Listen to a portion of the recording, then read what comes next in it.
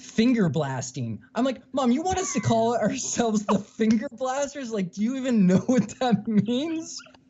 I was like, do you think the Finger Blasters is better than the Jerkoffs?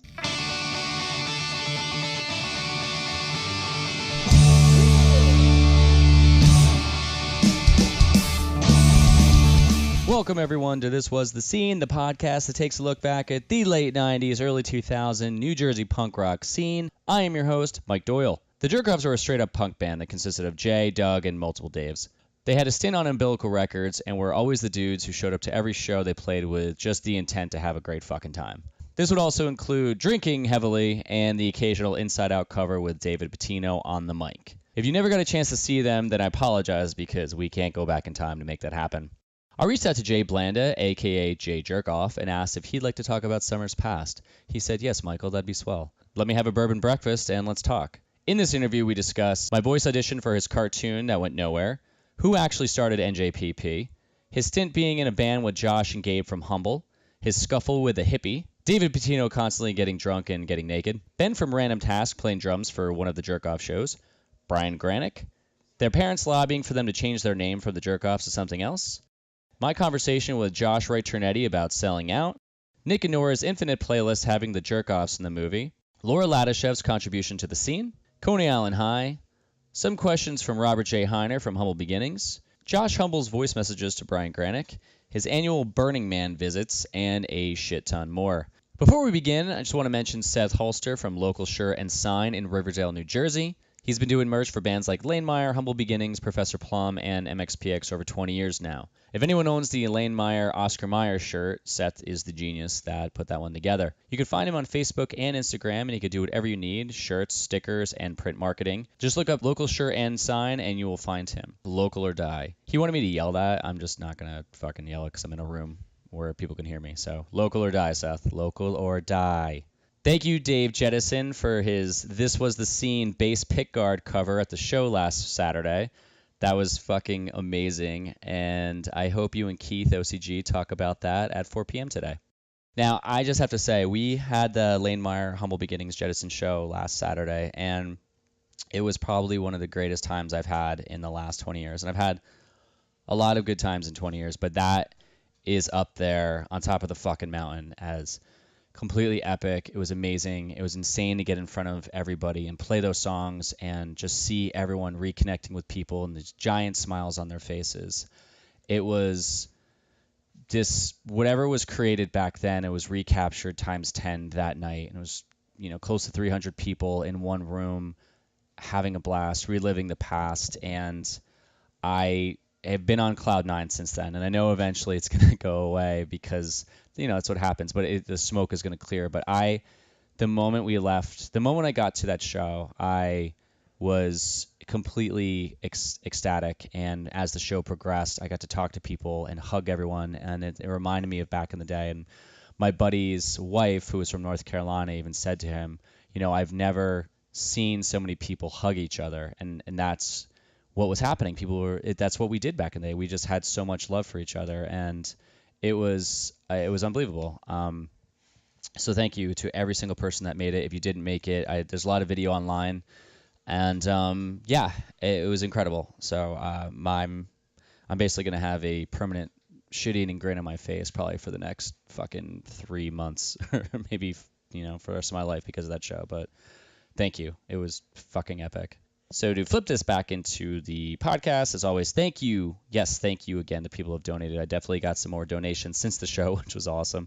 If you'd like to do so, go to thiswasthescene.com and send whatever you'd like. I also have merch up there, and the merch I basically make maybe like $2 to $3 a shirt. So feel free to buy as many as you want. But the New Jersey design that I was wearing at the show, that is for sale on the site.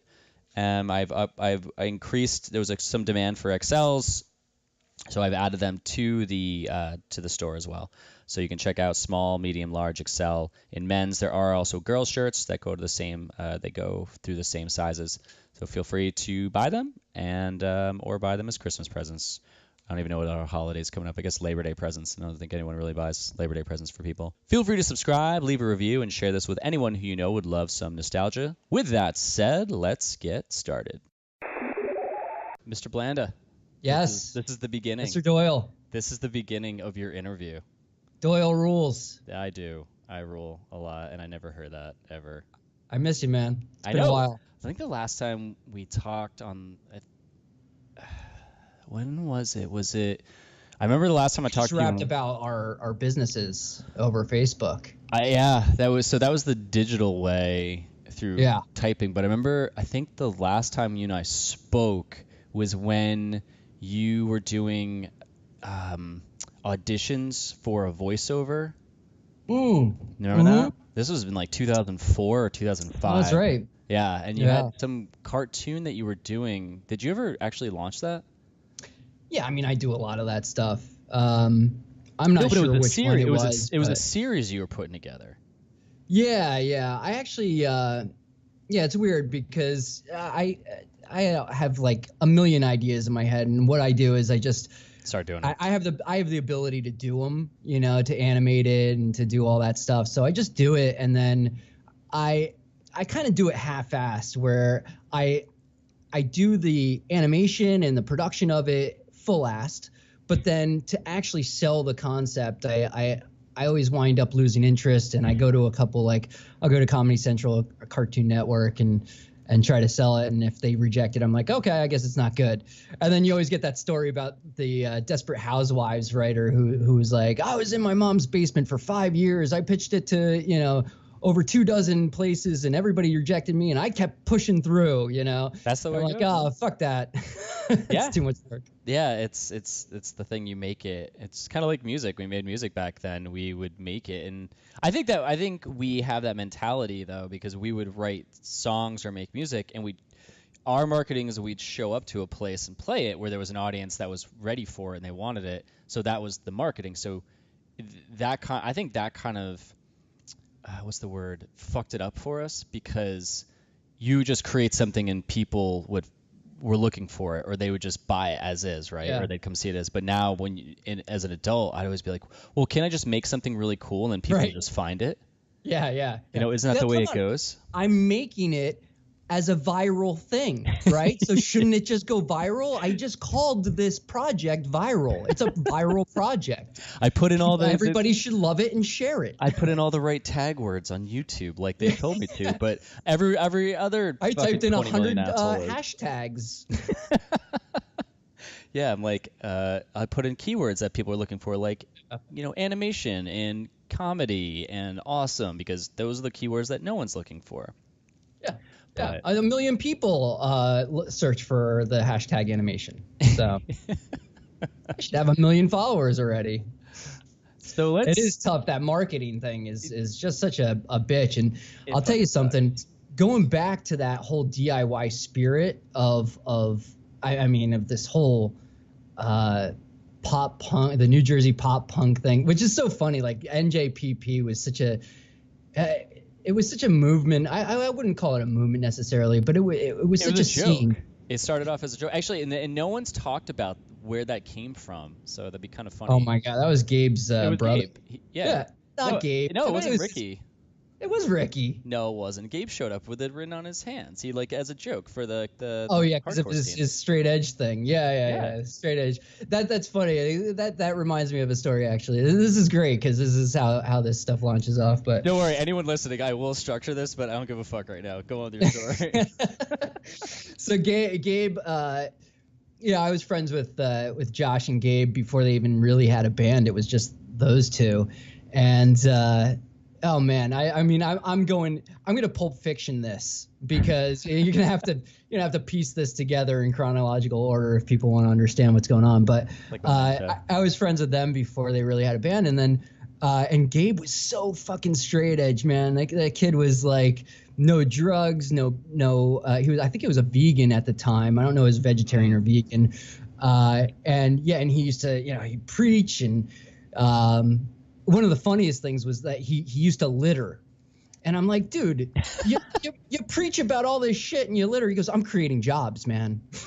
I'm wow. Like, you have the most odd thinking, but I was like, But I really respected Gabe because getting back to that whole DIY spirit, like Gabe was so motivated, he was so driven, and he and I were the ones in the band that used to do the marketing of everything. We would go and make patches and go to Kinko's when Kinko's was like 24/7. We'd be there at like 3 o'clock in the morning making stickers and patches for the next day's show, and he was so fucking driven.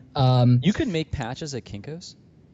No, it's just you make stickers and things like that. But then we would go back and we would make our patches. I did a lot of silk screening and stuff like that. So, did you grow up in the same school as them? I thought you grew up in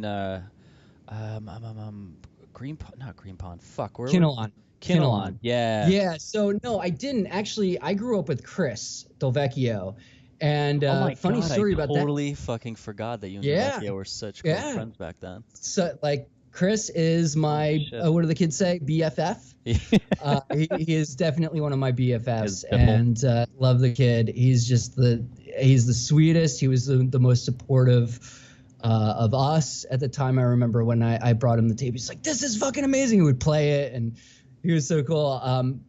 But I befriended Josh and Gabe through this kid, Sam Goldman or Goldberg, one of those. I don't know. He was gold. Super smart kid, way younger than me, but I always felt like the younger dude in that situation, the younger friend. Just very intelligent. I think he went on to go to Harvard or Yale or something like that and right now he's a journalist of some sort. Oh, sure. Sorry, Sammy, if that's all wrong. Let's just leave it at you're just way more intelligent than I can comprehend. Jay's appreciative of you. Yeah. And then so I met Sammy just being a part of, like, in high school. It was this old school punk rocker with the leather jacket and the studs and stuff like that. And in fact, my school was so homogenized with, quote unquote, I'm doing the air quotes right now over radio, hippies.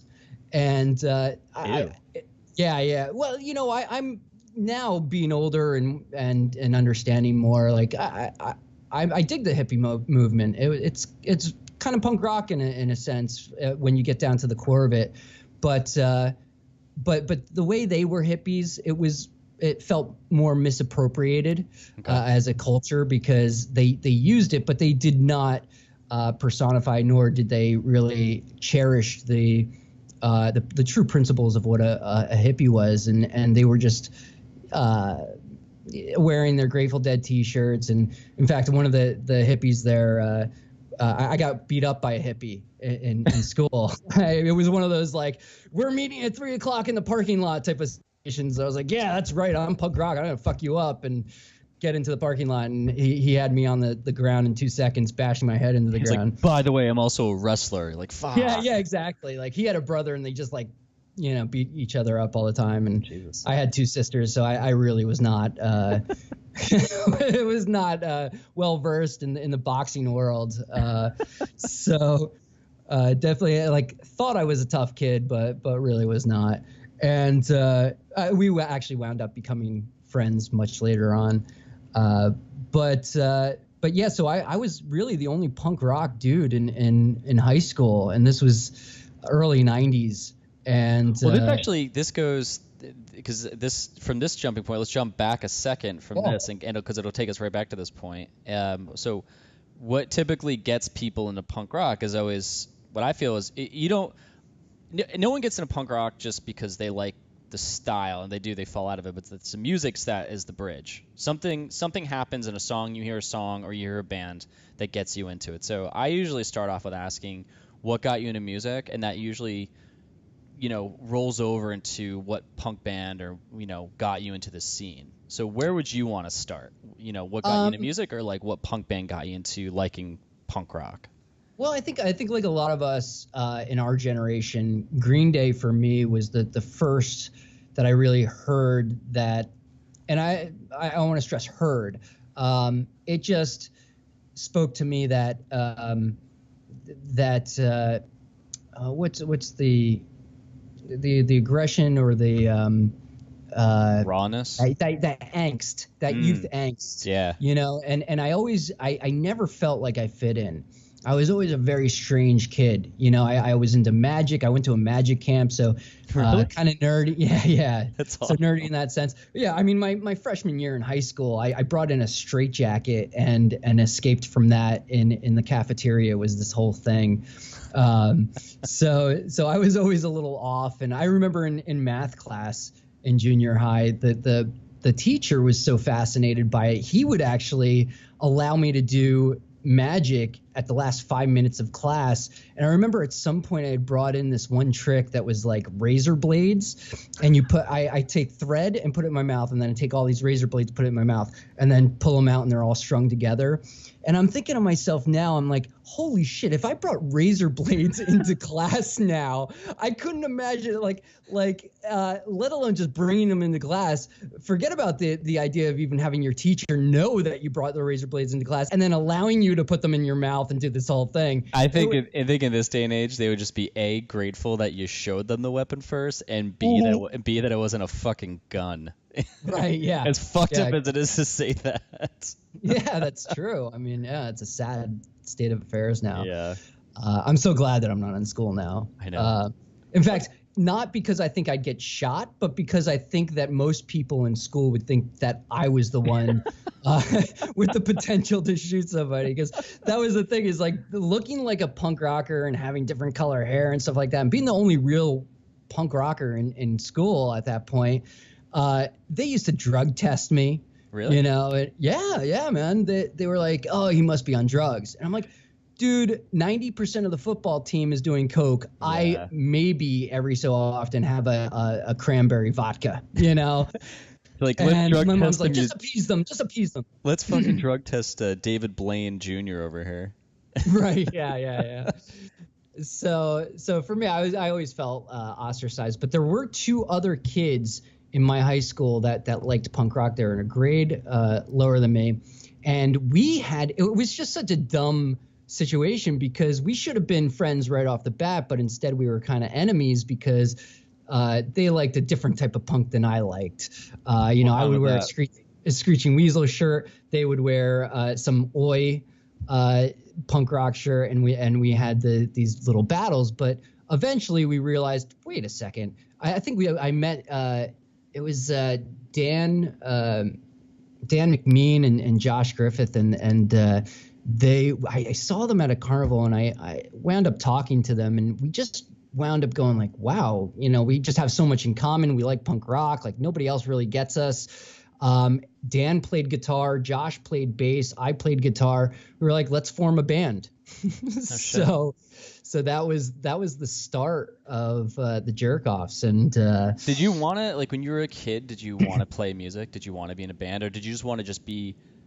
It sounds like, from starting from the beginning of this conversation, knowing that you have an animation company and you're creative, and then back then, usually the creative kids were a little bit different because we were always trying to make something out of nothing, right? And then you're doing magic. Did you find that being in a band was something that was like, I just like to create things, and music will just be this thing I do for a minute? Or were you a little kid thinking, I want to be a rock star? I think a little bit of both. I think everybody, once they get into music, they always, I think that motivation and that drive is thinking, I'm gonna, there's gonna be an audience, and I'm gonna play my stuff, and people are gonna love it, and you want to be a rock star, and because that's always it's very appealing. It sounds like you like performing. Like, you liked, some people like to create and just put it out there, but it sounds like you were more of a performer.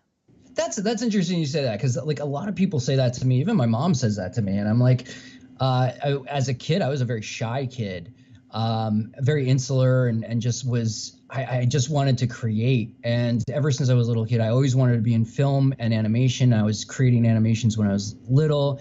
And yeah, to your point about, is this a rock star thing or is this an outlet?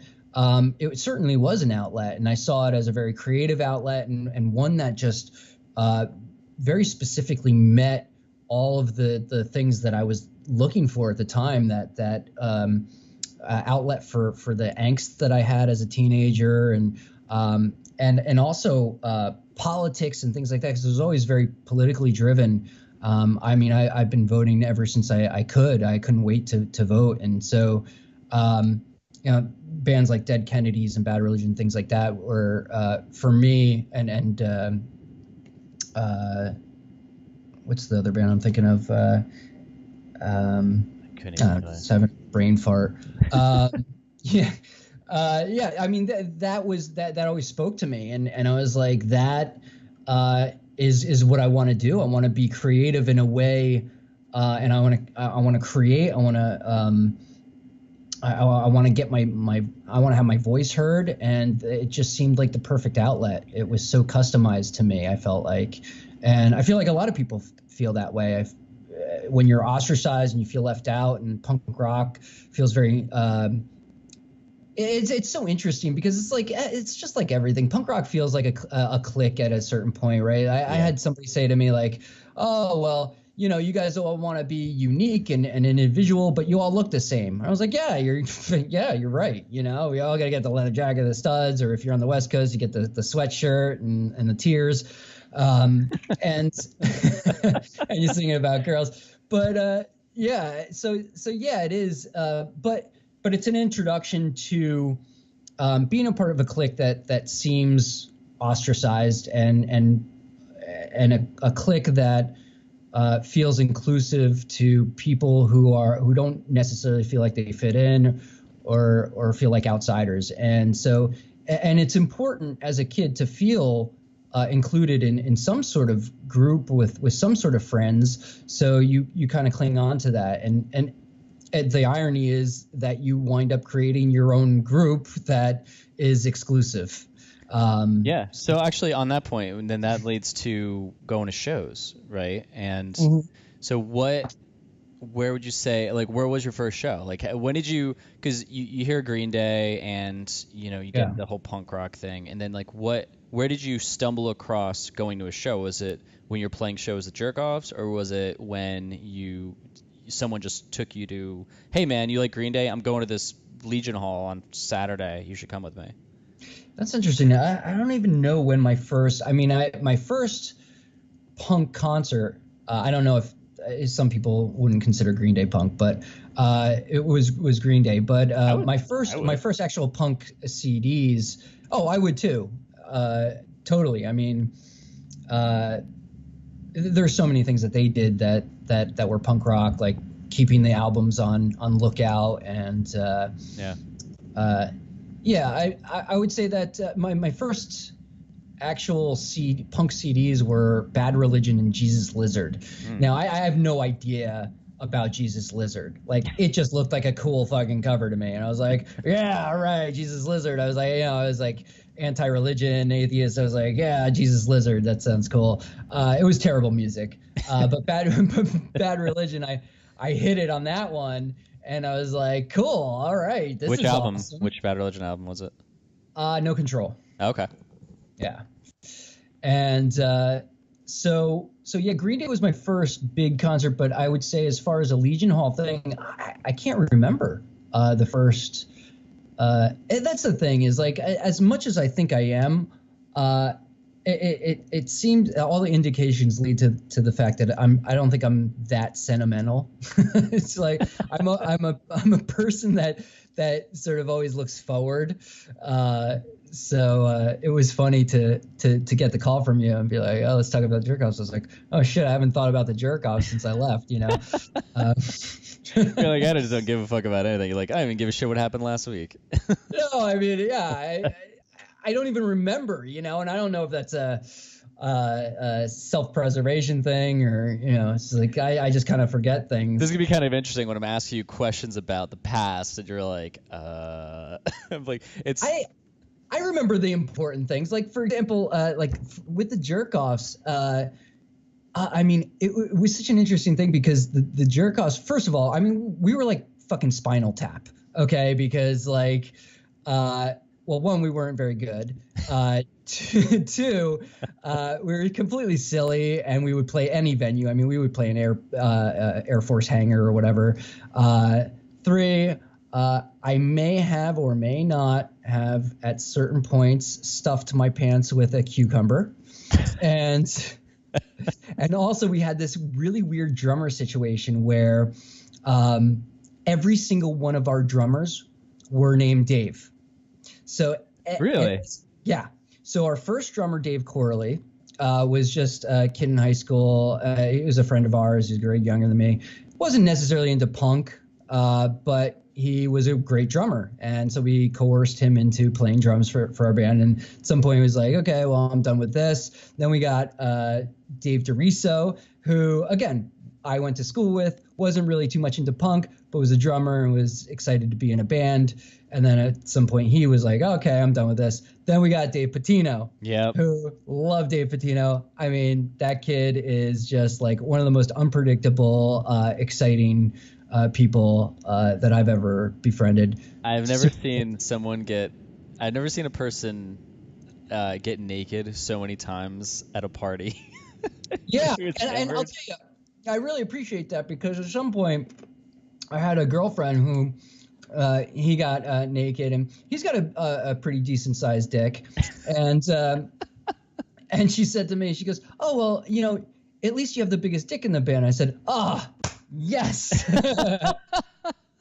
Now she was probably being kind, but that was nice to hear. I mean, yeah, I mean, that kid got naked all the time. I was like, oh, fucking punk rock, man. I wish I could do that, you know? So he's gonna totally hate this, but I had this big box of pictures from back in the day. I've got like all Lane Meyer pictures and shit, and we have this release that's at the point that this comes out. I think it'll definitely be announced, but we have this we're re-releasing the first record on vinyl. And I'm doing the artwork for it, so I'm like scanning taking these pictures out, and I find this one envelope, and it had some kind of like code name on it or something. I open it up, it's like Patino, like just running around a party like completely ass naked. Yep. And he's just jumping on people, and it's just his ass. I'm like, oh man, I gotta make sure that this never gets out. Oh no, I'm sure he would much rather have that out than anything else.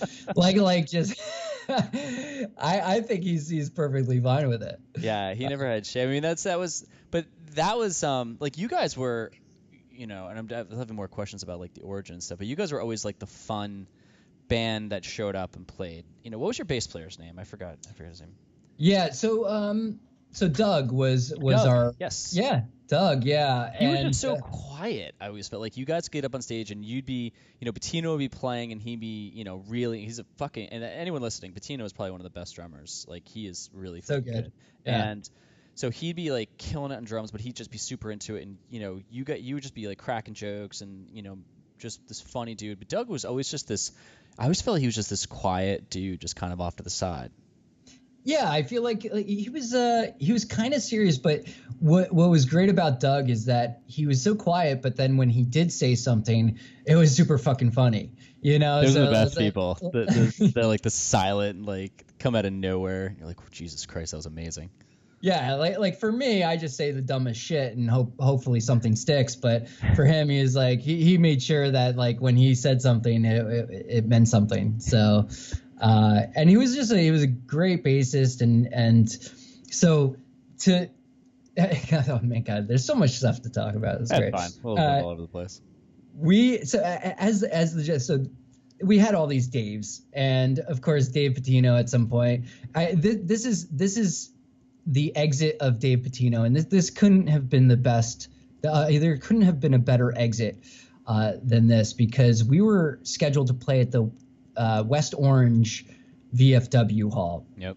And everybody's there, and we're waiting for Dave, and he doesn't show up. And we're like, oh shit, we go on soon. Like, we don't have a drummer.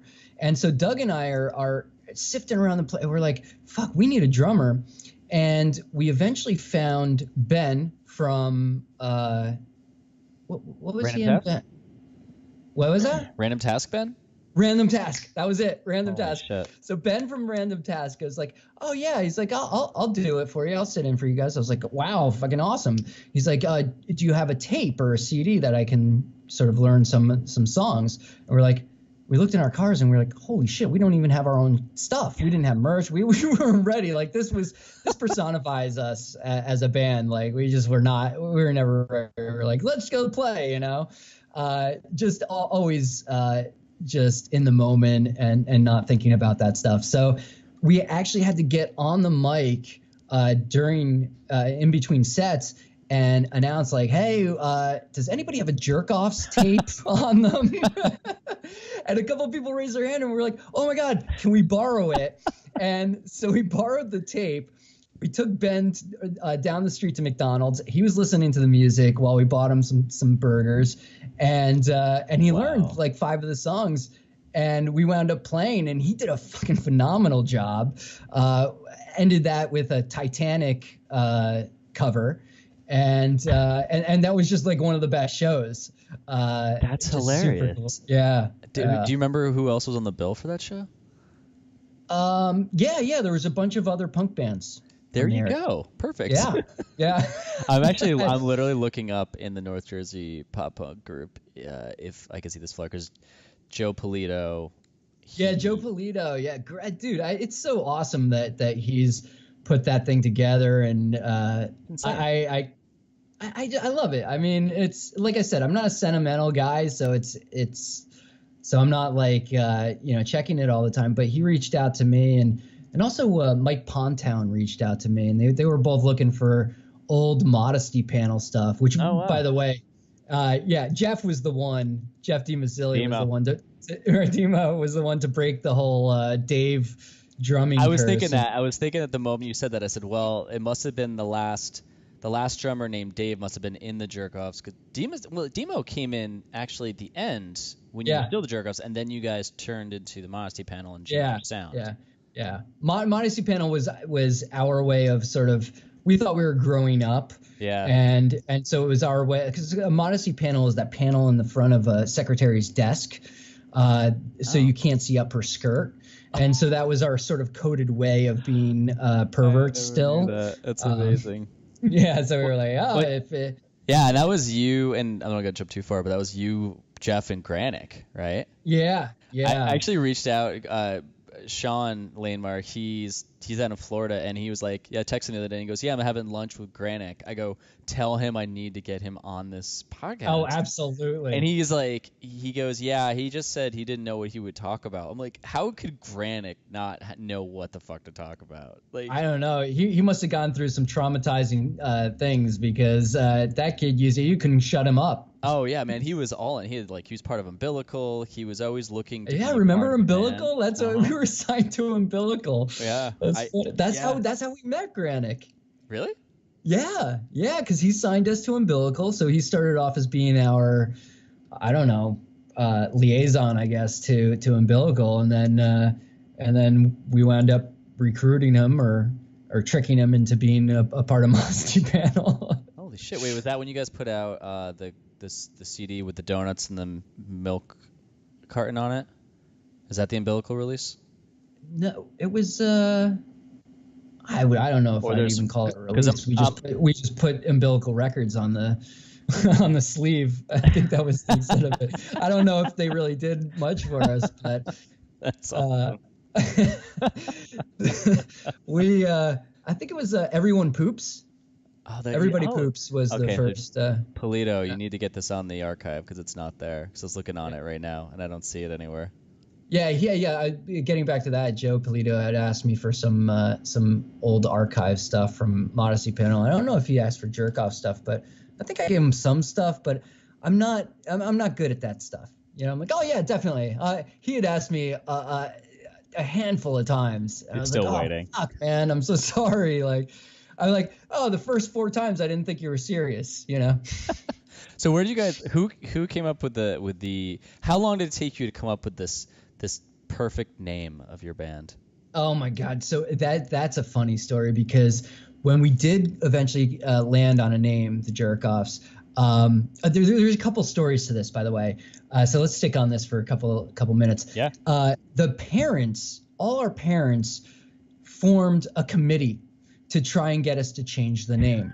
They were so upset. Everybody was so upset. They're like, does it have to be the Jerkoffs? Like, there's got to be something, more innocuous that you can use, even if it's like a synonym or something. So they had actually sent us, all the parents got together and came up with different names for us to use because they were really appealing to our better senses for what they thought. And so they came up with this list, and it was so funny is I just found the list last year, and it just says, it's on the top, it says synonyms for masturbation. And some of the, what's so funny is like some of these euphemisms for masturbation are so far more sinister than the Jerkoffs. It's ridiculous. Like they had like tickling the taco. Wow. Finger blasting. I'm like, Mom, you want us to call ourselves the finger blasters? Like, do you even know what that means? I was like, do you think the finger blasters is better than the Jerkoffs? Oh my God. I was like, oh, okay. You know what? Hey guys, let's go with the finger blasters. That's apparently that's acceptable to the parents. Holy fuck. That's amazing. So they eventually, like, what's funny is later on they eventually wound up accepting it. Not only accepting it, but one of the dads, our first drummer, Dave Corley, his dad reached out to me and said, we got him, you know, and this is much later. I mean, Jerkoffs are gone. Even Modesty Panel at that point, I think, was broken up. And he goes, we got to make the Jerkoffs. It was so good. Like, we got to make merchandise for the Jerkoffs. I was like, what are you talking about? Not only do the bands not exist, but you were like one of the first parents to rail against the idea of this name. But he came up with Finger Blasters. He's like, you should really have renamed it the Finger Blasters. Yeah, no. I mean, they wound up embracing it at some point. You know, I'm not even fucking. Before you go on, like I always thought of that for so long because there was always a point where you would say to your parents, your name of your band, because we were all playing. We were in it for a couple of years, and you knew that they'd be like, what are you doing this weekend? I was like, oh, I'm playing in a band, or, oh, I really want to take my band this far. And, at some point they're going to ask you the name of your band, or they know the name of your band. And I always thought about that, of how you've introduced that to your family. Like, yeah, we're the Jerkoffs. It was like, shit, dude, that's ballsy as hell. That was, that was the whole point, was to, like, we wanted to be as punk rock as possible, things that, we wanted to do things that just were not acceptable. And in fact, like, one of the first Jerkoff shirts that I made was this, you remember, those like images of like, the negative space could be like a woman wearing a hat, and then the positive could be like an old woman with a wart on her nose. Yep. So I made one of those where it was a dick coming, and like you didn't really know what it was because looking at it just kind of looked like a weird design. But if you knew what it was, like when you saw it, it was like one of those 3D images where you had to look really hard and then you'd see a sailboat. It was like if you looked really hard, you could see the dick coming. That's instead the Jerkoffs. Amazing. So what was great about that was like people, all the kids in high school would wear that shirt, and none of the teachers knew what it was. They just thought it was like, and then they just had a problem with the name, the Jerkoffs. And like, okay, we understand. Okay. And they kind of let that go until one of the teachers, I guess, overheard somebody talking about what the image actually was. And she finally, I guess, stared at it long enough to notice the image of the big dick coming. And then those shirts got banned in high school. That's punk rock as fuck. Oh, it was so great. It's like the scene from Mallrats where the guy's looking at the painting. It's a schooner. No, it's a sailboat. Schooner is a sailboat. You dumb bastard. You dumb bastard. But also, so my mom was, and that was the greatest thing. Like for me, I didn't care about calling it the Jerkoffs because my mom was so lenient, and she was so left of right that it was she didn't care about those things. And the only reason that she cared at the end of the day was because all the other parents cared, so she jumped on that. She's like, tried to play it diplomatically, like, oh, is there another thing that you can call it? Can you call it the brushing beaver, Can you call it the Finger Blasters? Yeah, Finger Blasters. Did you? I always thought I had, it's funny that before I when we first met, I remember thinking about that. I was like, damn, that's ballsy that the name's fucking Jerkoffs. And then, because I was thinking parents or whatever. And then I remember later on, right when DiMaselli got in the Jerkoffs, we'd gone to that house that you had where you guys would practice and you lived out of. Yeah. Where was that?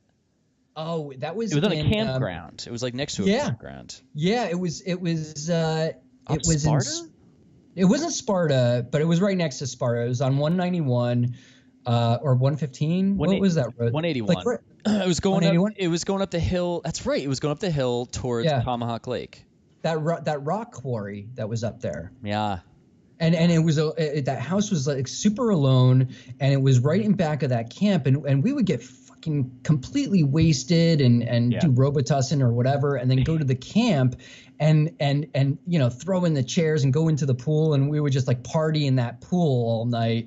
That was a super awesome place to be because there was nobody around. That was amazing. I don't remember the pool. I think when we went and partied there, I think it was summertime because we got hammered in the house and we left and went outside to that whole campground or walking into that pool. I don't know if we like jumped in it though. So the pool was empty or it had water in it?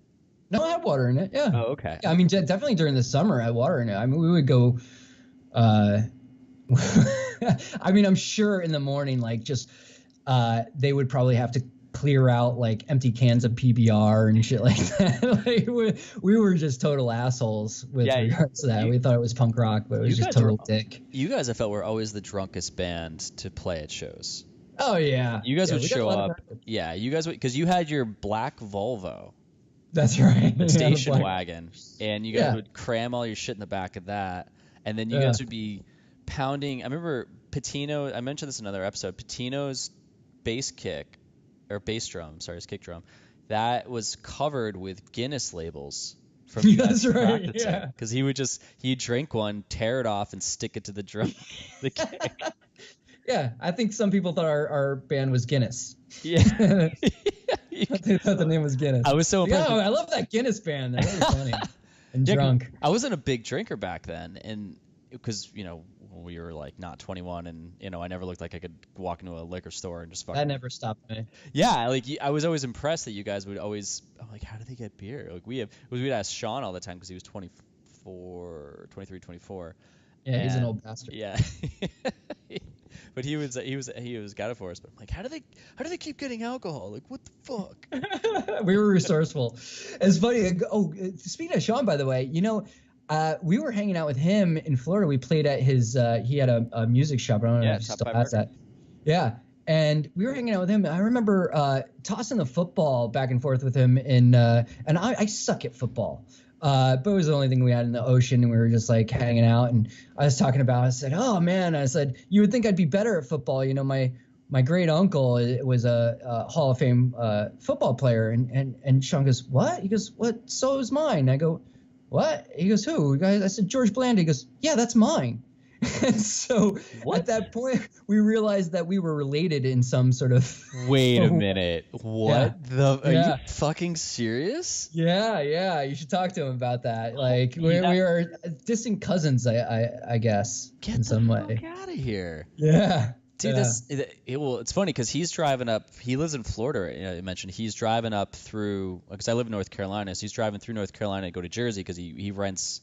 He lives like half and half, kind of like half in Jersey and half in Florida. So he's driving through. He's going to be here on Saturday of this weekend. Oh, that's hilarious. Yeah, we're going to talk to him about that. Yeah, I'm going to ask. That's fucking crazy. Yeah. Holy shit. Oh man. And speaking of connections too, by the way, I wanted to talk about this too because. Yeah. Going back to Delvecchio and I being friends for so long, we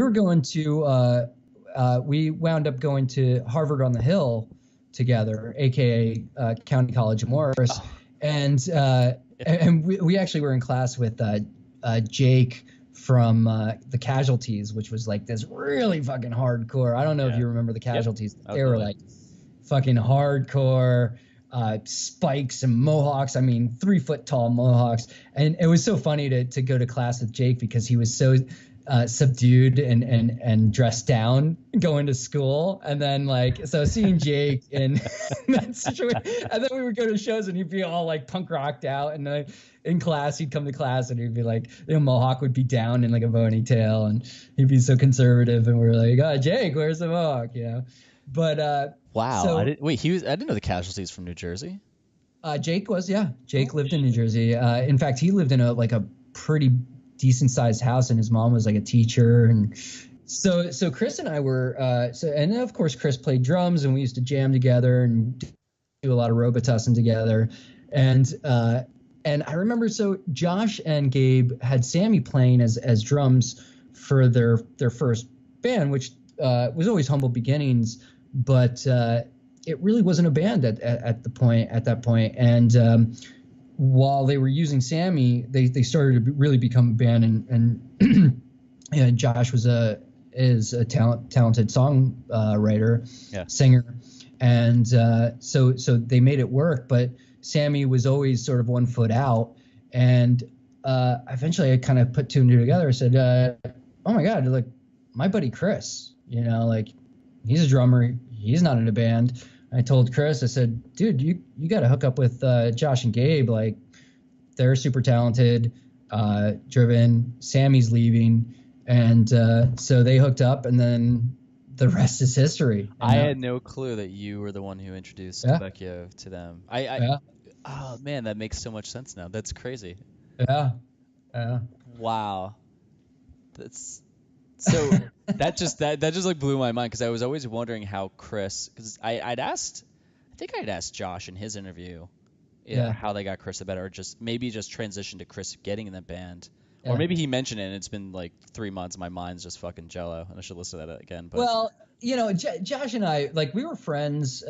Josh, Gabe, and I were friends, and Josh and I were both little shits. We were just little assholes back in the day. And so at some point in our friendship, our personalities clashed, and I thought he was a Scott Dicker. and he thought I was a dick, and there were barbs, and we just wound up partying our ways. And even with Gabe, Gabe and I didn't talk as much.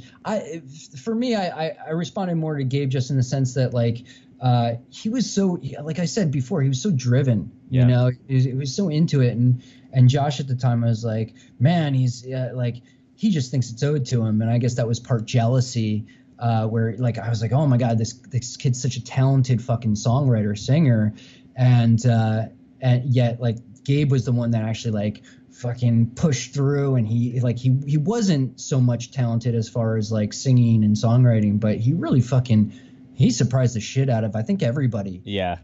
His name has come up a bunch of times, of just how, from going in a direction of all the bands, like, all of us, we all stopped at some point. Some of us stopped at Legion Hall shows, and then some of us stopped after actually doing some tours, and then others actually went on to do record labels and toured and actually made some money, and that was that percentage was super small. And then Midtown was definitely that band that did that, where Gabe even took that further and did, the whole Cobra Starship thing and all that. I think he just kept going he just wanted to keep going in the music direction. And I don't know, and I'm not going to, speak on how he thought, but, after Midtown, to jump and do the disco punk thing for a minute, I think there was a point maybe where there was a separation from, in the beginning with Humble, I think there was, like, all of us, we loved making music, but I think when you see where you can take it, it's either you want to take your passion for music far, or you just want to take it far in the what's the word, like, not entertainment, the pop, famous, selling out. Yeah, like you want to go after the money. And I think with Midtown, there was a passion for songwriting there, and then it kind of molded into, we can productize this, and they test the waters with, different things. I think with Cobra Starship thing, I think that was a departure from the love of music, and it was like, okay, now how do we make a product that sells? Because I don't want to keep struggling to make money anymore. Gabe was always like that. It was like, he's smart. He knew that's what you needed to do to be successful. And the idea of selling out is like, I mean, what harm is there in being successful? I always felt that, like, Green Day is a sellout. It's like, why? Because they actually made it something that they can do for the rest of their lives. Like, they didn't sell out in the way that they could have taken their albums like Kerplunk and 1039 off of Lookout, but they kept those albums on Lookout. And so there are certain things that you can do, certain gestures that say like, hey, look, no, I care about my roots, but we need to move forward. And if we want to do this for the rest of our lives, this is what we need to do. And to reach more people, like if Green Day hadn't done that, who knows if they would have reached us, and who knows if we would have all gotten into punk rock and it would have changed our lives. That's a really good fucking point. I mean, you can figure at that time too, the bands that were coming out, Rancid, Offspring, you know, and then there was this sub level underneath that in the college radio scene where Face to Face had just gotten signed to a major. Actually, no, that took a while though. But there that were some, there were definitely some Blink coming through, but they were kind of like under the radar. But when then Damn It got on the radio, it pissed us all off. Like fuck that, that's our punk rock band. And we're like we did forget that Green Day was you always feel a sense of propriety over it, and so like we got to feel that when we eventually were able to be a part of it in a sense that we felt ownership over that culture, and then bands would quote unquote sell out, and we would be like, no, that's ours. And so like we got to empathize a little bit with the punk rock community who had been there for so long, and these people before us, the punk rockers before us, who said like, no, this is bullshit, like this is not what punk rock is about.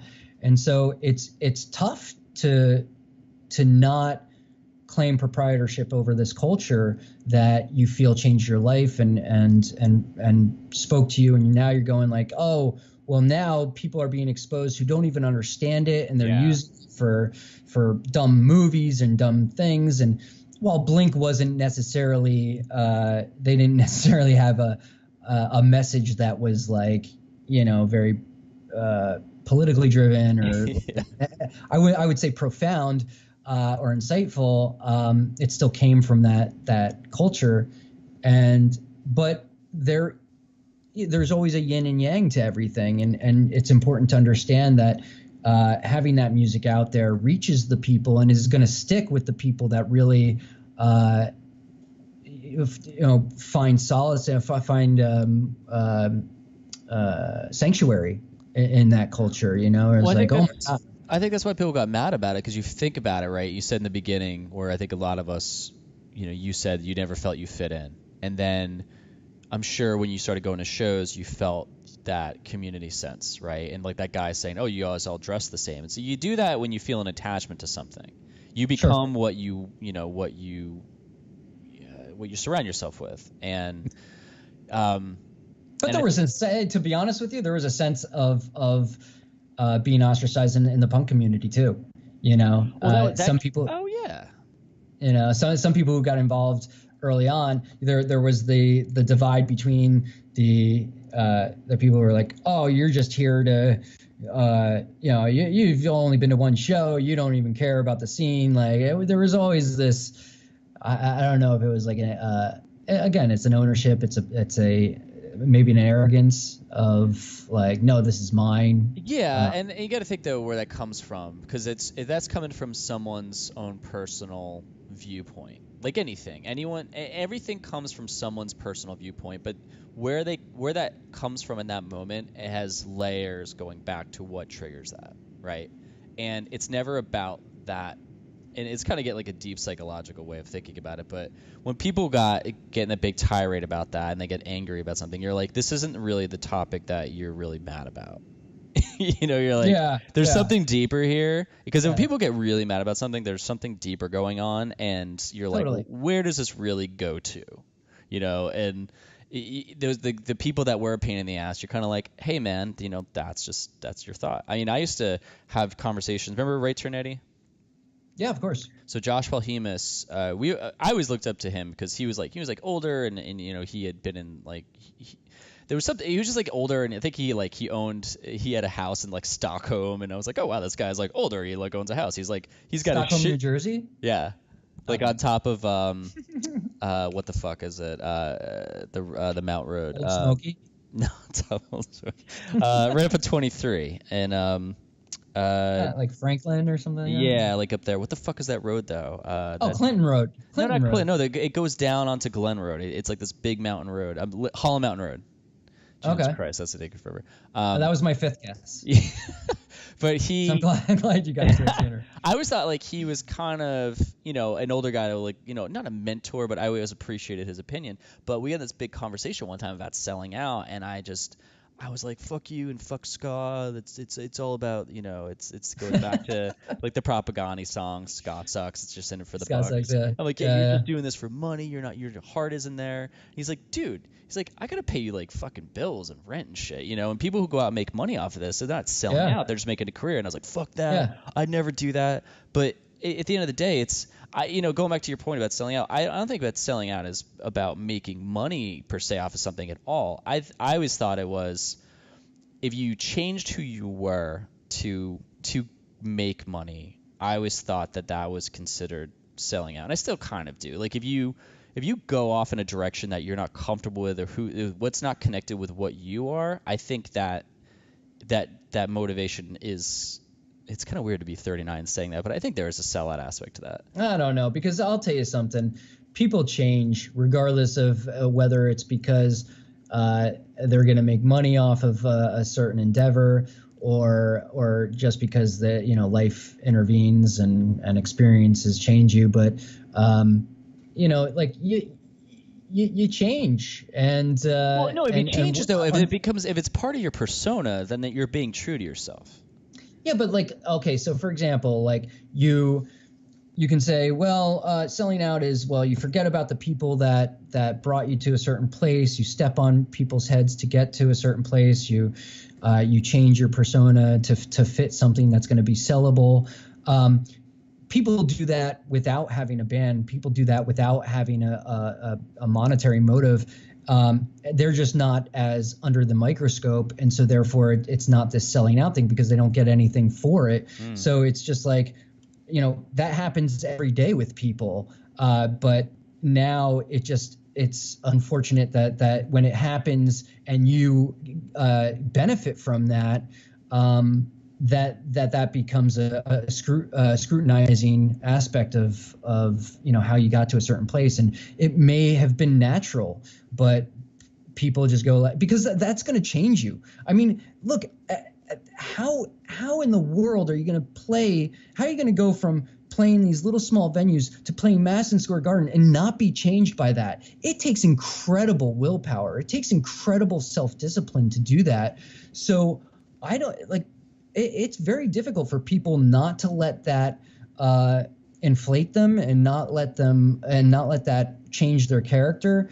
And so while I don't think that's necessarily like I'm going to say that I more respect people who are able to maintain that grounding, to maintain being grounded by that, because it is so difficult that I think that's the exception, not the rule. And I instead of tearing apart people who let that happen to themselves, I'd much rather elevate people who are able to do that to keep their grounded mentality. Yeah, I think that's what I'm saying though. I think we're on the same page with that. I think if it's going to change you for an aspect of not bettering yourself, let's put it that way. Like I think if you're right, people progress and they change, and I think I'm fine with that. Like when I was younger, I would have never listened to pop music,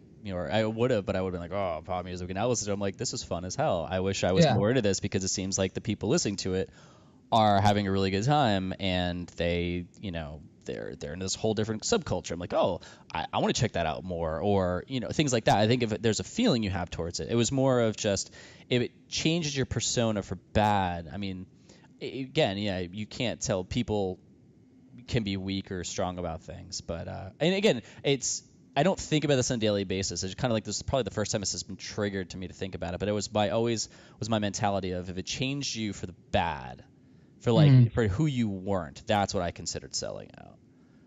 Yeah, I guess you could look at it that way. I'm just saying that selling out isn't the only thing that does that. You know, it's life just does that sometimes to people. Right, but I don't think it has to be like monetarily induced.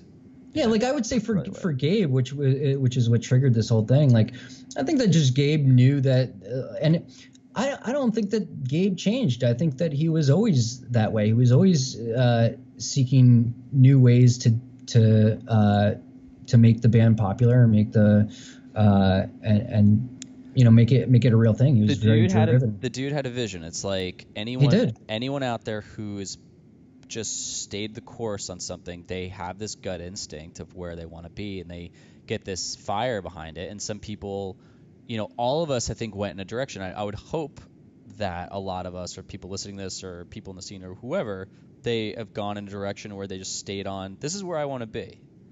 Yeah. And I think that's totally fine. And you know, I've definitely talked about, it's funny, Gabe's names probably come up so many times in so many episodes. I'll bet, It's amazing. Sure. Like, you know, because he stood out, you know, and he, I think he went in the direction that some people really wanted to go and they never got to. And then back in the day, it caused animosity. And now as we're older, we're just like, appreciative of it. Like, fuck, goddamn, dude.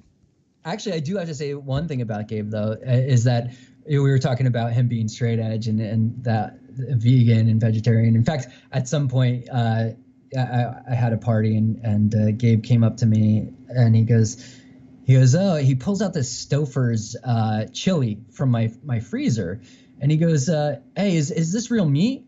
And just jokingly, I was like, no, it's Stouffer's. So I turned around for 5 minutes. I turned back around, and he's already cooked it up and polished the entire thing off. No.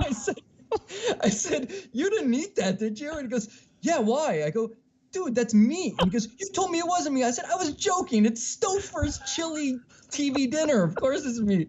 He got so pissed off at me. Oh, it's fucked. And now he's just so, I guess from what I understand, he drinks, I don't know about drugs, but he drinks, he eats meat, whatever. And it's just so funny because he was so principled at that time.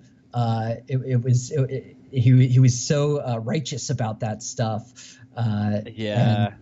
So he definitely changes in that regard, as far as I understand. Which is great. I was kind of like, oh, awesome. He finally found his way. That's great. I talked to Heath, who was in Midtown, in an interview, and he said that the whole Midtown band was vegetarian, and he had to lie for years. And he would go on tour and eat vegetarian. When he came home, he would just crush meat all the time. Actually, that sounds interesting. But yeah, he would just come home. He was like, "Yep, I just would just start. You know, I was into chicken and everything else." Like, yeah, that's pretty good. Well, I didn't get to. I still got a bunch of questions. I didn't get to really ask you much about the Jerkoffs here. I know, right? But that's fine because I think just talking with the. Here's a good Jerkoff story for you, though. Yeah, I was going to ask you if any good stories. Well, this is just I don't know if it's great. It's not really a band story. It's just my mom is just, she's always been such a proud mom. And she's always like, she's telling me, oh, they stole your idea. She sees something in a movie and she goes, they stole your design, they stole your character. She's always saying things like that. So I always brush it off, take it with a grain of salt. And at some point, I went with my family to go see this movie, Nick and Nora's Infinite Playlist, and it's about this band from New Jersey called the Jerkoffs who go into New York City, and as it's being revealed that the band's called the Jerkoffs, and then they're from New Jersey, my mom keeps like elbowing me in the seat, going like, "They took your story. They took your story." I'm like, "What?" I was like, this is crazy. I was like, oh my God, she may actually have something here. And I looked it up, and the writers were from like Lyndhurst, New Jersey or something like that. I'm like, whoa, she may actually have something here. You know what's really funny is I was looking up some information about you guys, and that came up about 5 things down on the first page of Google. And I'm like, what the fuck? Why would that be on there? That's hilarious that this happened. Yeah, I was like, you know what? I'm gonna reach out to the writer. I reached out to the writer on Facebook, and I was like, hey man, I was like, look, I don't want any money. This is simply for bragging rights, but our band was the Jerkoffs in New Jersey.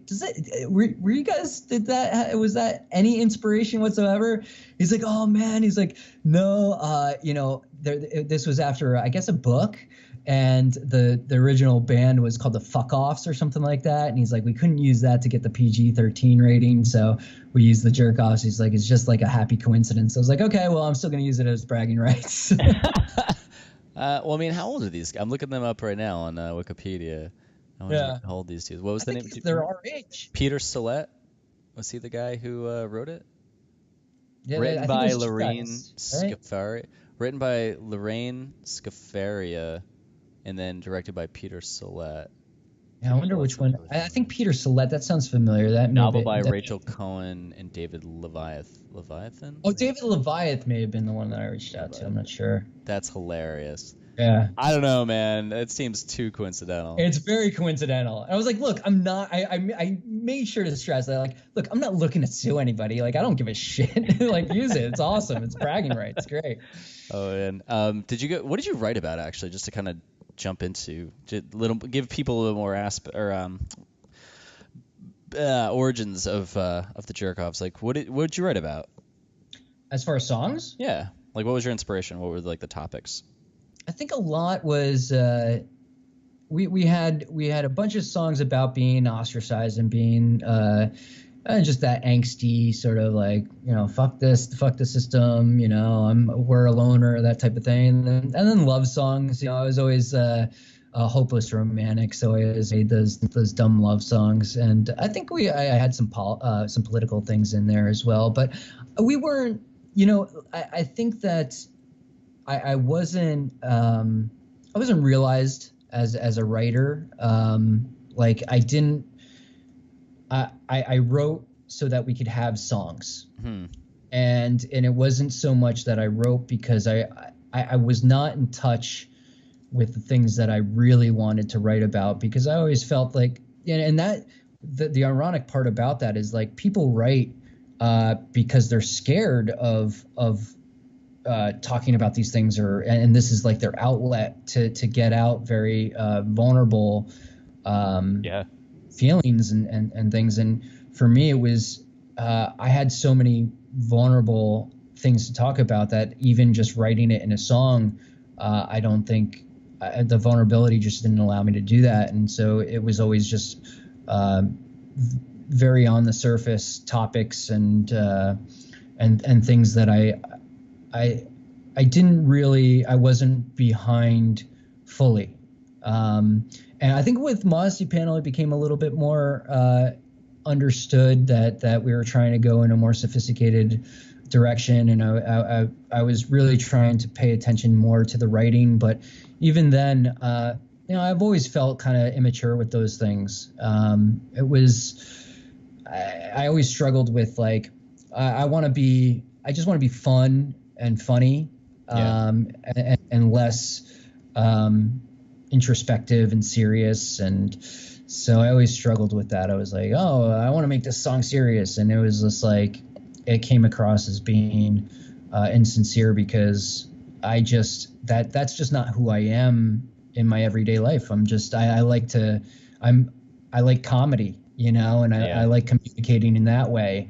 And so that's why the Jerkoffs were so great, as far as, like, forget about the writing of it. It was just performing and having fun and hopefully like seeing everybody else have a fun time.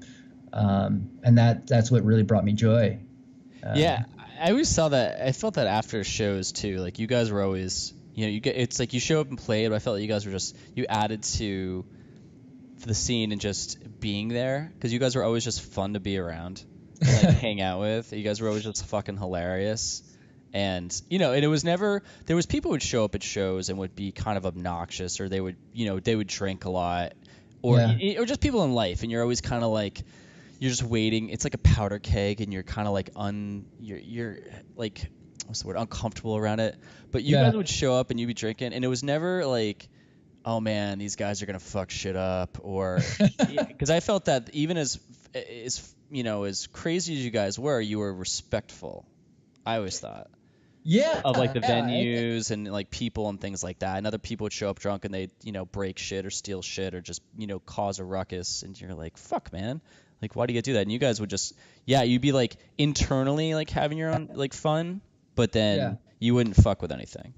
Yeah, that was the thing, is like we definitely we we always tried to keep that balance of being punk rock and the idea of railing against the system, but also because I think a lot of people blur that line. Like, just, you don't have to be disrespectful to be punk rock, and it was like people would be disrespectful to the wrong people, like people putting on these shows and the people allowing these shows to happen. To destroy a VFW hall was not disrespectful to the right people. It's the people that are facilitating this wonderful experience, and to do that just ruins it for everybody. And that's what wound up happening. A lot of VFW halls eventually shut down to the punk rock scene, and we're like, no, we don't want to deal with it anymore. And it was because people ruined those opportunities,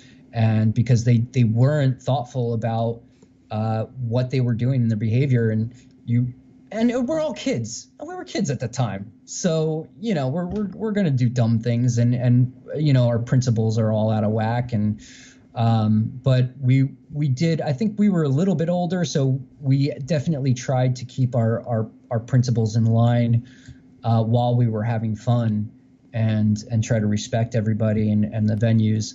And we felt like that was punk rock. It was like, look, we can rail against the system, but the people helping us out, like, that you take the respect, because at the end of the day, it's like we want to celebrate people who are doing the right thing. We want to appreciate the people that are helping us and supporting us and doing the right thing, because that's ultimately what punk rock is: railing against the corruption, railing against politics and corruption, and people ostracizing people, and just the system as a general idea of exclusion in certain ways. And if you appreciate the people that aren't doing that, you're exalting those principles and those ideas. And I think that was super important. So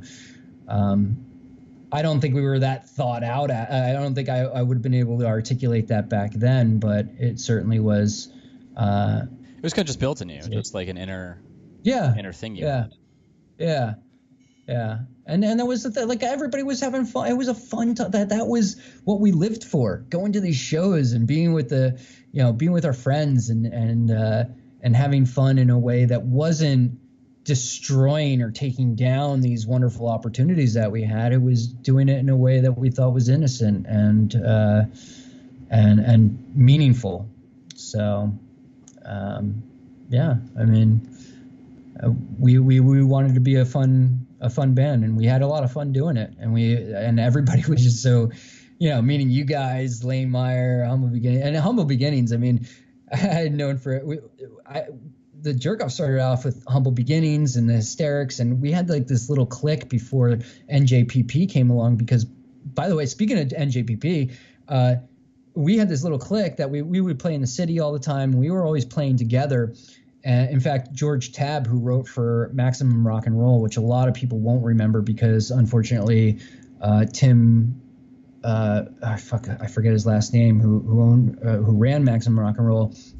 He was like the god of punk rock, and Maximum Rock and Roll was like the Bible. And George Tabb was one of the writers, and we befriended him and Furious George, and so we used to play with Furious George all the time. And George Tabb used to write about us all the time as the supplicants, and so we would be in alternative press and Maximum Rock and Roll. There were stories written about us and hanging out with George Tabb, and that was like our little clique. And then Laura Ladishef came along. And she doesn't get enough credit, because I'll tell you something. She's the one who started, in my opinion, she started NJPP, because she was so driven and so smart in terms of marketing and putting these in promotions and promoting these shows. she clung on to humble beginnings and acted as their manager and started all these VFW shows. In fact, I think one of the first ones was in Bhutan, Yep. which is where yeah, I lived. And that just sort of launched everything. And I think it was only a couple shows before Humble really started to get a real following. And then all of a sudden, just everything blew up, and everybody was renting VFW halls and starting shows. And I think that was a real impetus. I think that was the inception of the whole NJPP scene. And when it became NJPP, quote unquote, and doing air quotes again on radio, was further down the road where Gabe had done it, and then I guess Ricky just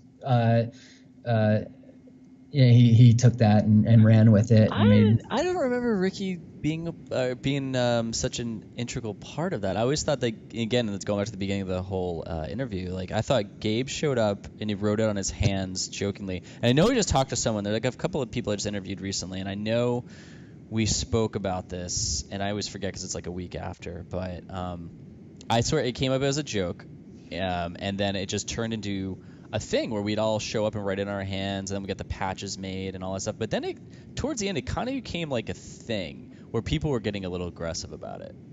Do you remember that? Like, they were kind of I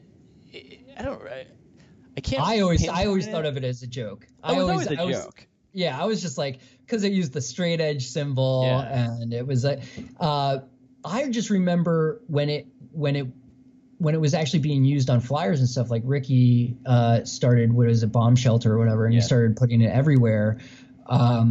So yeah, maybe the impetus for that was the Gabe situation. I forget. I thought it was. I totally thought it was. Absolutely. I mean, that makes so much sense, because that's definitely something that Gabe would have done. Well, it's funny because the interview I just did before this, we were talking about that, and I could swear, as I just said, like, I forget who talked about it, but I could swear, because I talked to Pilak and he just Pilak, and I swear I asked him about that in the interview, which sucks. I have to listen to it. Always takes it was always like 2 weeks after I interview someone, I listen to it again. I'm editing, and I'm like, oh fuck, we talked about that. But I think we did mention that. And I think he had said who did it, but I forget. But I always thought it was Ricky, but I think Gabe may have like started as like a joke, but I think I was under the impression that Ricky was the one that actually made it like a real thing, and then at that point I was like, come on, this is not serious. How far did you want? It is so interesting. Isn't it crazy to think that, like, because New Jersey always gets such a bad rap on things, but think about how many. I remember playing with My Chemical Romance, and Modesty Panel played with My Chemical Romance in, I believe it was like Lyndhurst VFW Hall. We literally played to each other in that show. There was maybe like two people there. I think Jay from Eyeball Records was there, and My Chemical Romance didn't even have, I forget the other lead guitarist, but he was the singer to Penfold. What was the band that he was in before that? But it was those two bands playing, and that's when Pensy Prep. That's what that was it. And he was the lead guitarist singer to Pensy Prep, and Pensy Prep played My Chemical Romance, Modesty Panel, and that's when they met. And I believe that's shortly after is when they recruited him into My Chemical Romance. And then I believe it was like, it felt like 3 months later they were playing Madison Square Garden. I was like, what the fuck happened? Crazy. I remember hearing about them. It wasn't Alex the owner of Eyeball Records? Is that you were referencing to Jay? Jay was Pinball, right? Yeah. Jay Pinball. Yeah, Jay Pinball. Yeah, that's right. Eyeball. Did you mean Jay who was there? I think it was Jay from Pinball. What were My Chemical Romance was on Eyeball or I Pinball? thought they were on Eyeball. I don't think they were ever on Pinball. No, Jay. So it may have been Alex from Eyeball then. Yeah. I remember. Let me show them. Googling this right now. I remember seeing them. I had the Hellfest when they started doing shows in 2004 or 5, I don't know, or like early mid 2000s. They they tried to do that show in Camden. Oh, it was 2006 because Lifetime was reuniting to play that show. And the whole show, I love Lifetime. Yeah, and the show shit the bed. So then the Lifetime ended up playing 2 shows in Philly and then 1 in Asbury Park. And it was like the fucking sickest thing ever. And, that's awesome. But Hellfest had started that. They had brought that about, and they shit the bed on the show. But then they came back around. I think even now they're gigantic as a festival. But they had a DVD come out. It was like a triple DVD, and My Chem was on there.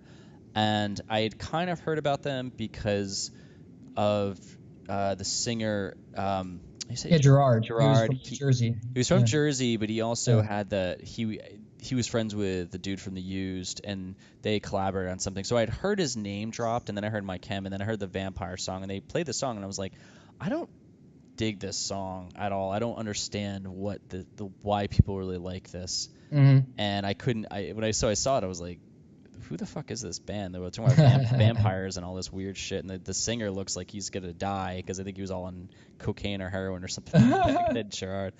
And, also a cartoonist, by the way. Yeah, he is a really he has his own comic book stuff now. But like was another interview I talked about, like when they put out 3 Cheers for Revenge, I was like, oh, they figured it out. They found their fucking sound, and they are fucking really good. The first album was for I guess discerning people to figure out like, oh, this band actually has something. But if you were looking for something like solid and definitive as far as like a style and taste and a vision, you're just like, oh yeah, I don't really get it. But then like you said, that what was it, the second album that was just like, all right, man. 3 Cheers for Revenge or three something. What the fuck is it? I was like, oh, okay. Yeah. 3 Cheers for Sweet I guess Revenge, I missed it.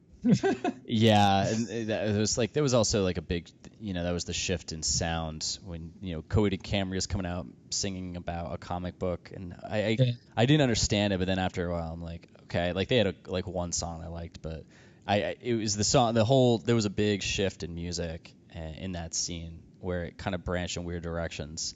Yeah. But I ended up really liking one of those bands. But all right, a couple more questions, and I will end this.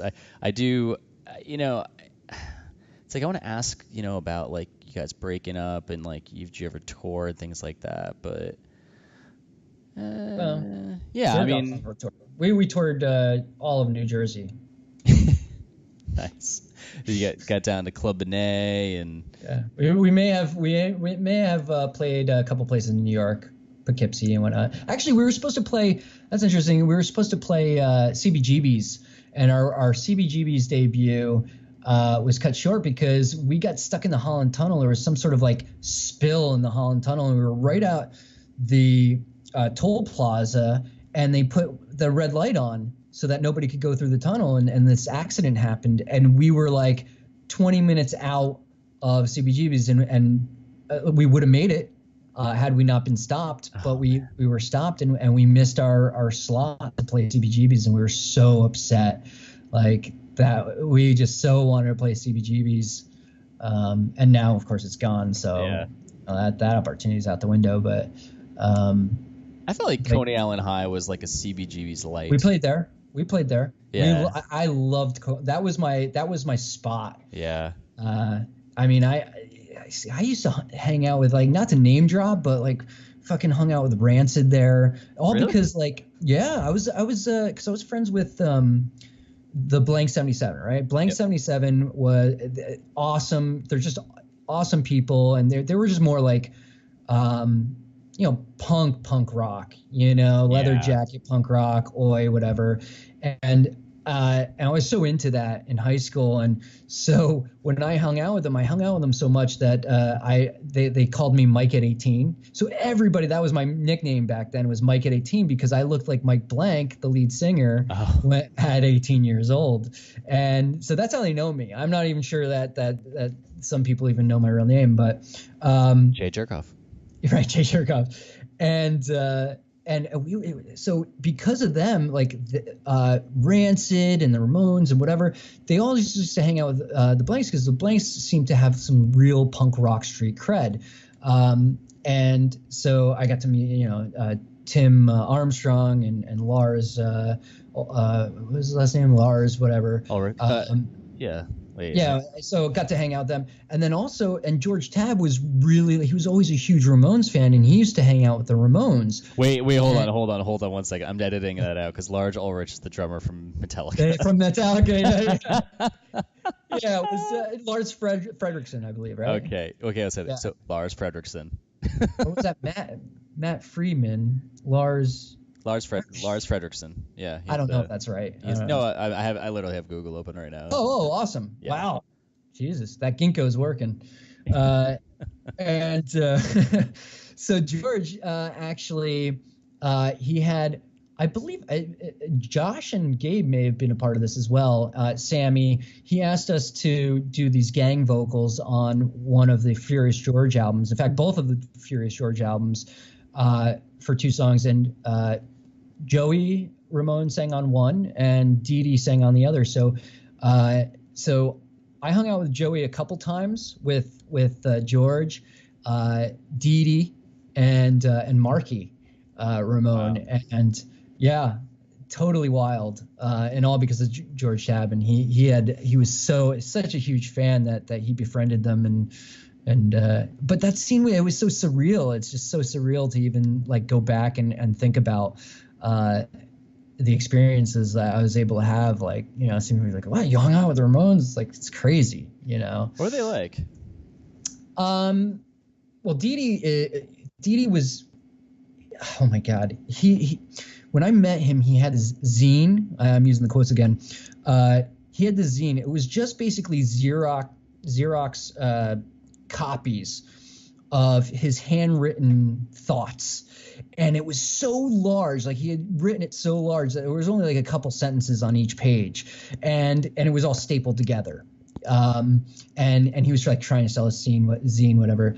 And but he came across, like, he had done so many drugs and so much heroin, I guess, that he was almost incoherent. I was just like, oh my God, like, how did this guy write so many fucking legendary classic punk rock songs? Because he was not there. Wow. By that point, his brain was just completely fried. It was just like, yeah, we're done. Jesus Christ, that's fucking crazy. Marky had a pretty visible wig on. He seemed the most together, and Joey, very insular guy,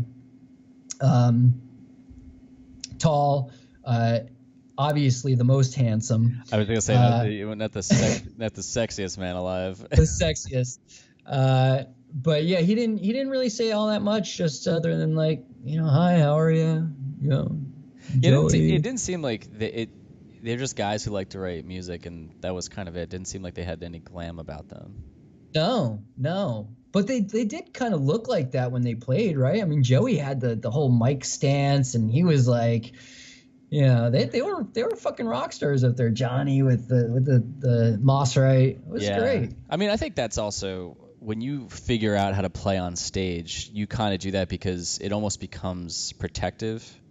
Yeah. Like being a standalone singer is definitely hard when you can't hide behind an instrument. You can't hide behind your guitar. You can't hide behind your bass. So you have to either hold the mic and figure out how you stand where you don't feel uncomfortable the whole time and you feel like an asshole, or you have the mic stand in front of you and you have to figure out how to, once you do one thing and you feel comfortable, you stay in that. Yeah. And that's why I hid underneath a large foam cowboy hat. You had like your guitar down to your knees, basically. Oh yeah, come on, that was the punk rock thing to do, Yeah, and it was so hard to fucking play that way. Well, for punk rock, not really. If you were playing technical, classical music, it wouldn't. I was gonna say, like, playing is a very generous term for what we did. I just hammered at my guitar. For 30 minutes. I mean, I'd break at least 2 strings a show because I was like, I would use a quarter as a pick, Really? Yeah. Oh my God. You always lose picks, and then you're just like, I don't have enough money for a pick. Give me a quarter. There's a great picture in the Pop Punk Facebook group where you're playing next to Doug and you've got the toilet paper in your ears as the earplugs. Earplugs. Oh God, that was think I the was worst. just drunk and forgot where to wipe. I guess I'm shitting out of my head. Yeah. I have some great pictures of that cowboy hat too. That was fun. Oh, I do remember the cowboy hat. Yeah, that was pretty great. All right, so a couple of questions. I reached out to Heiner. Awesome. Mr. Robert J. Heiner. He's good. He's been playing bass for Humble during the show in July. Awesome. Yeah. I'll be there. Oh, you gonna be there? Yeah, fuck yeah. Oh, that's awesome. I gotta support you guys. Oh, that's so fucking cool. Yeah, I'm so excited to play that show. It's gonna be so fucking fun. Okay, yeah, so let me just say something. Like Josh Scott Dicker, I hope I didn't disparage too much. Believe me, that's all. We had our issues back there. We haven't seen each other in a long time, so I'm just talking from no, man. Place back then, and I'm not looking to disparage anybody. No, you should listen to his interview. He's very self-reflective in that about things. Yeah, and it's interesting. It's interesting hearing his take on basically like himself, like back then. That's great. That's great. It's pretty cool. And just to kind of go real quick, go back before I jump into the kind of thing. Actually, let's see. Hold on. You actually want? Let me piss really quickly. You're gonna piss real quickly? 2 seconds. Hold on. Man. Yeah, dude. No problem. Take your time. If I had the mic on me, I'd piss while I was on the mic. Oh my God. I should have just been yelling to be like, so answer this question. You should have. Yeah. I had my headphones on, so you could. It was funny because that's the reason I was late. I had the very pressing business to finish, aka pour some podcast juice, aka bourbon. Oh, nice. At 3, at what time we start? 2:00? Yeah, well, I feel like I owe it to people who actually have to go into an office every day and wear a monkey suit and be in a cubicle. It's like, if I don't have to do that, I feel like, I got to do that for them. I got to drink. Yesterday, so the town I live in is just full of craft beer, breweries and bars. I think with my apartment, I'm surrounded by 12 bars in a 1-block radius. What are you in Hoboken? No, I'm in Raleigh, North Carolina. Oh, that's right. You're in North Carolina. Yeah, it's just this whole town is built on eating and drinking. Like, that's it. You go, hey, what do you do around here? They go, well, there's some great food and restaurants and bars. I go, is there anything else you fucking people do besides just get hammered? And they're like, not really. So, needless to say, I think there was there was months between last May and about 3 months ago, where I think there was 2 days in that whole time period that I didn't drink because it was just constant. Wow. It's like I'm a single guy living in this town. I have nothing to do. I'm like, yeah, just like a beer here, 10 over here. Well, what's funny is I'm going like, wow, you went 2 days. Congratulations. Yeah, I'm working on that. I'm working towards that. I went 2 hours once. I've made more effort recently to kind of cut back. All right, so Mr. Heiner had a question. He said he had 2 questions. He has one: is there a better scene name than Jay Jerkoff? A better scene name than Jay? Than Jay Jerkoff. That's pretty hard to beat. Heyo. Asshole. Andy Asshole. Jay. No, I don't think I ever really had. That was. I think Mike at 18 was my other scene name, and that was before Jay Jerkoff. And I gave you that whole etymology. Yeah, that's definitely not that good. Yeah. That's Jay Jerkoff. His other question: did your guitar amp get fucked up that time you ripped out of the West Orange Legion Hall parking lot and it flew out of the back of your car? Oh my God, I remember that. Wow, that's crazy. I think I do remember that too. Wow, what a random memory. I think that was the actual show that Ben from Random Task filled in for Dave on. Yeah, no, it didn't, and in fact, I'm looking at the full stack right now. It's a JCM 800 Marshall with 2 speaker cabinets, and Still, the same one. still same one, yeah. And no, I mean, man, the amount of times we were not careful with our equipment, we were just not careful people in general.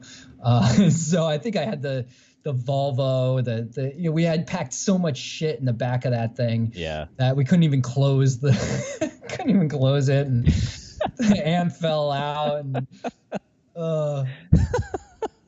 we were a disaster. We probably, I hope I wasn't drunk. I'm sure you were.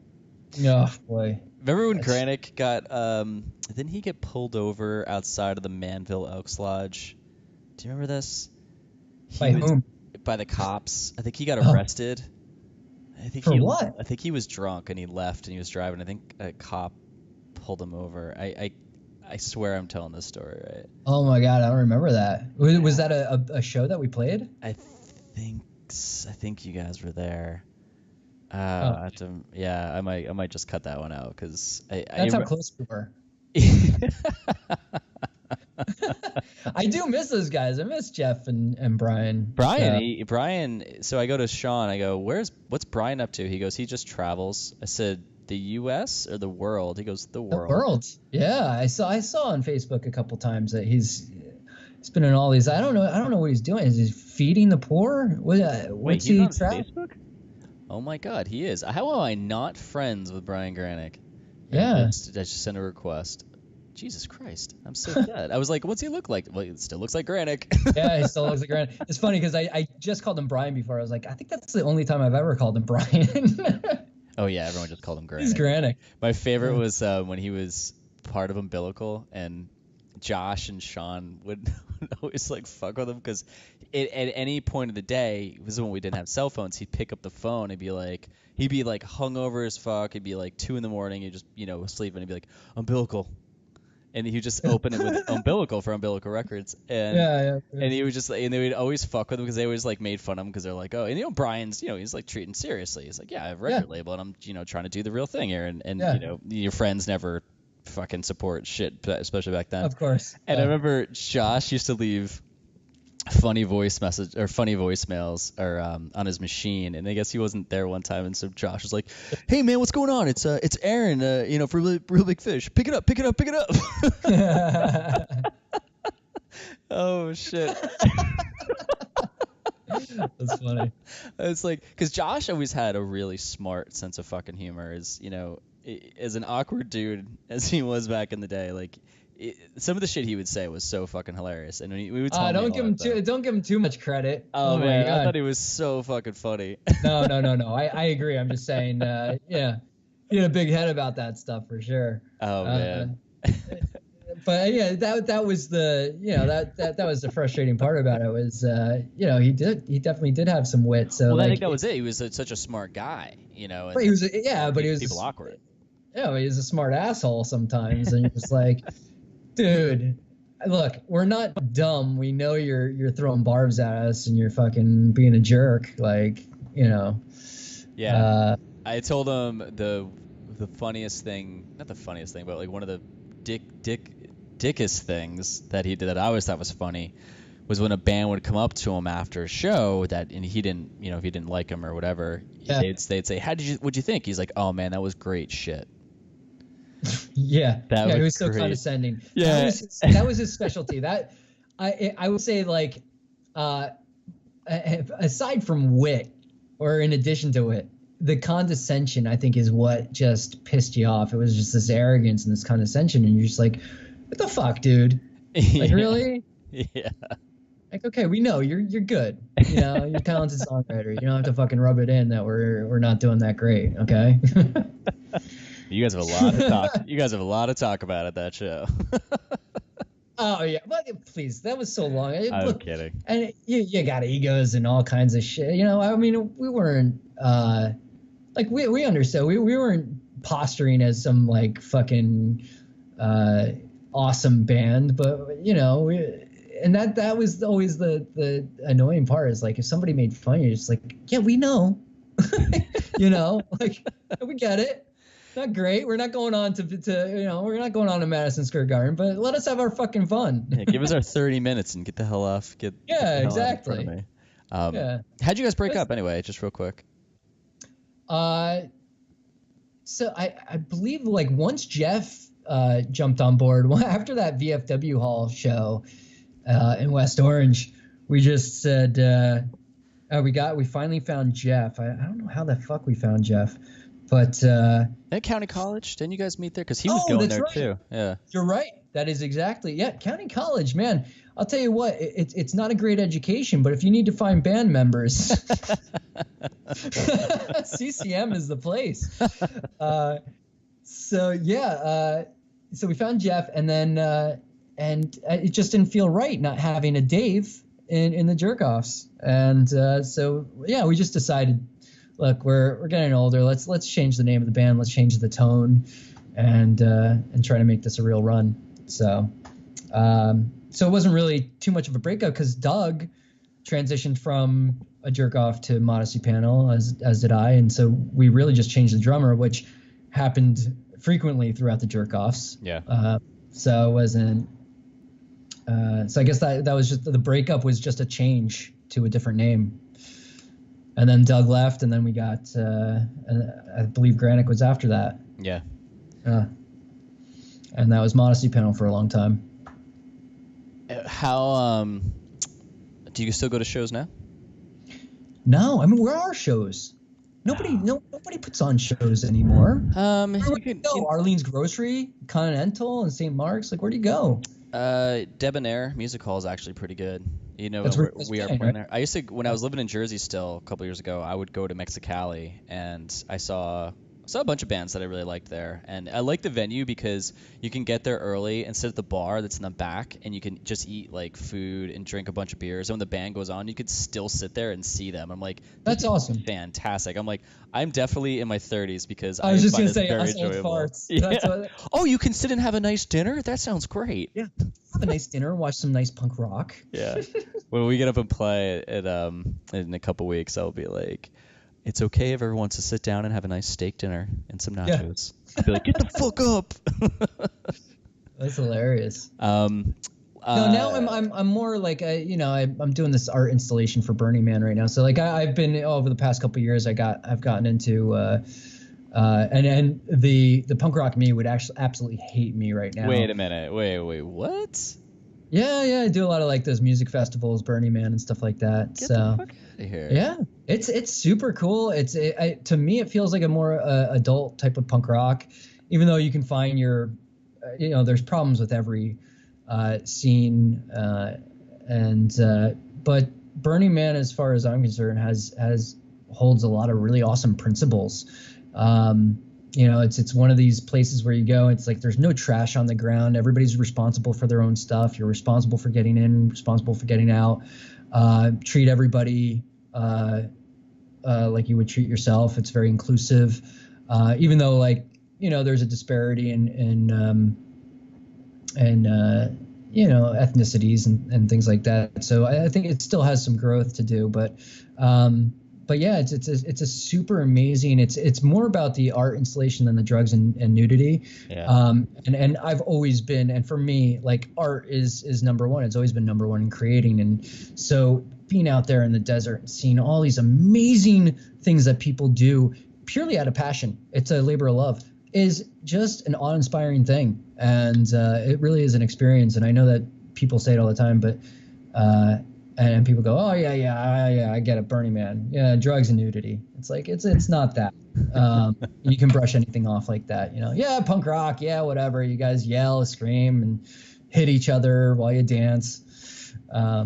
So you can always dwindle something down to something on the most minimal level, base level.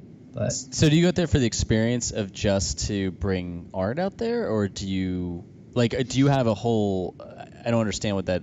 I don't really understand Burning Man. Every time I see a picture, it's someone on a bike in the desert when there's nothing around them. I'm thinking, where the fuck is everybody else? That's because it's so sparse. It's so expansive. It's a 5 mile, I believe, diameter kind of circle in the desert, and you just have so many. I mean, if you really research it, you can see some of the most amazing art installations and art cars. And I went out there initially because I had gone through a breakup and I was kind of lost and despondent. And I was like, you know what, fuck this. My buddy's been telling me to go for so long. And what's funny is I said to him for like 5 years while I was domesticated in this like really nesting type of relationship. I said, he would ask me every year, you got to come. This is for you. And I said, no, man, this is not for me. It's not for me. I'm old. I don't need to do drugs. I did the same thing that everybody else does. And so when I went through the breakup, I said, you know, fuck it. Let's go. So I'm out there on the playa, my second day. I'm on the bike. I have this shit-eating grin on my face. I can't even wipe away the smile, ear to ear. And he looks over at me and he goes, hey, man, you having fun? I go, oh, my God, this is amazing. He goes, yeah, but it's not for you, right? This is just for the kids, man. This is just for the kids. You just got back from there. From where? Burning Man. It's like on your timeline. It says June 12th. You're in Burning Man, unless you were just tagging it. Oh, I was just tagging it because we're doing this art installation. This is the first year we're actually contributing to the actual experience. We're bringing a huge art installation to the playa. It's called BITE, Burners for Intelligent Technology Emancipation. The whole concept this year, the whole theme is iRobot, and so we're trying to conjure up this idea that like when robots do become self-aware and take on personalities of their own artificial intelligence, that we're probably not going to hit that Terminator that idea. It'll probably be more so a new form of slavery where, you know, we've created robots to serve us. And so when they do have personalities of their own, we're still going to try and make them vacuum our floors and drive our cars and make our products and things like that. So beat the shit out of them like Westworld. Yeah, it's like I guess somebody said that I should watch Westworld because it's like that, and also Solo. I just saw the new Star Wars movie Solo, and we had that one robot L337 or whatever. Wait, I didn't see it. Don't ruin it for me. Oh, okay. Well, there's it's not really. It's not a spoiler at all, okay. But you know, she's trying to emancipate the robots, and she's like, "Yo, free the robots, free the robots!" So that we're trying to. It's a supposition and a devil's advocate to the idea that we're going to be in a Terminator world where humans will be obsolete, and more so that we'll try and as much as we can to control these robots. So we made these gigantic microchips, anthropomorphic microchips. They're like 14 foot by 14 foot. And the whole idea is that they're free range and the first emancipated robots from their servers. Oh, that's crazy. That's awesome.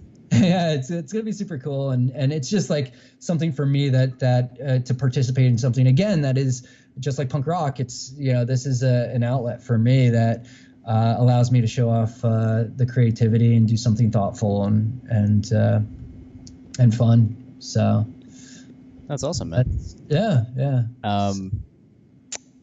Actually, I'll have you just give I'll have you give the information for that at the very end. But I want to ask this question before Awesome. I have you do that. Okay, so last question before I have you. Actually, you're one of the first people that I can actually have, you know, give the people an idea what you're doing now and promote something. Because I never asked. I'm usually like, okay, thanks, bye. Like they probably think really. Yeah, it's like thanks for talking to me. Now I gave you nothing afterwards. What scene ethics do you still hold on to this day? DIY. Yeah. I think DIY is the thing. I always talk about this because people are like, oh my God, you do so many things. You're so craftsy. You're so this. It was always, and I don't know if it's something that was just, I guess I had always had that. But having that be encouraged and supported, where it was like, because it makes you feel proud about what you do, you know, going and making the patches, figuring out how to do silk screening, making all that stuff. It makes you more well-rounded. It allows you to tackle things in your everyday that you normally wouldn't. Like I have people all the time, like my neighbor calls me up all the time. He's like, oh man, he goes, my garage door's broken. I go, is it plugged in? You know, it's just dumb, like tech support stuff, and he's like, yeah, I just don't understand. It starts to go down. So I go over, and there's just cobwebs around the little laser, the safety laser, so it's not allowed in the garage there. But it's like I hear this all the time. Like, how do you know how to do your own electric in the house? Or how do you know? Because I do a lot of electric stuff. I do home improvement stuff. And that all stems from and is supported by this DIY principle where it's like, no, I can do this myself. I don't need to hire an electrician. I don't need to, like, I have all the resources at my fingertips, especially now where it's just like you can Google anything and find out anything. And so it's really allowed me to never ask the question like, who do I call to help me out? It's like, no, I can do this. And so DIY was always, it's just like chess too. It's like playing chess for me it was always like, there's so many real life applications for that, that help you in everyday life.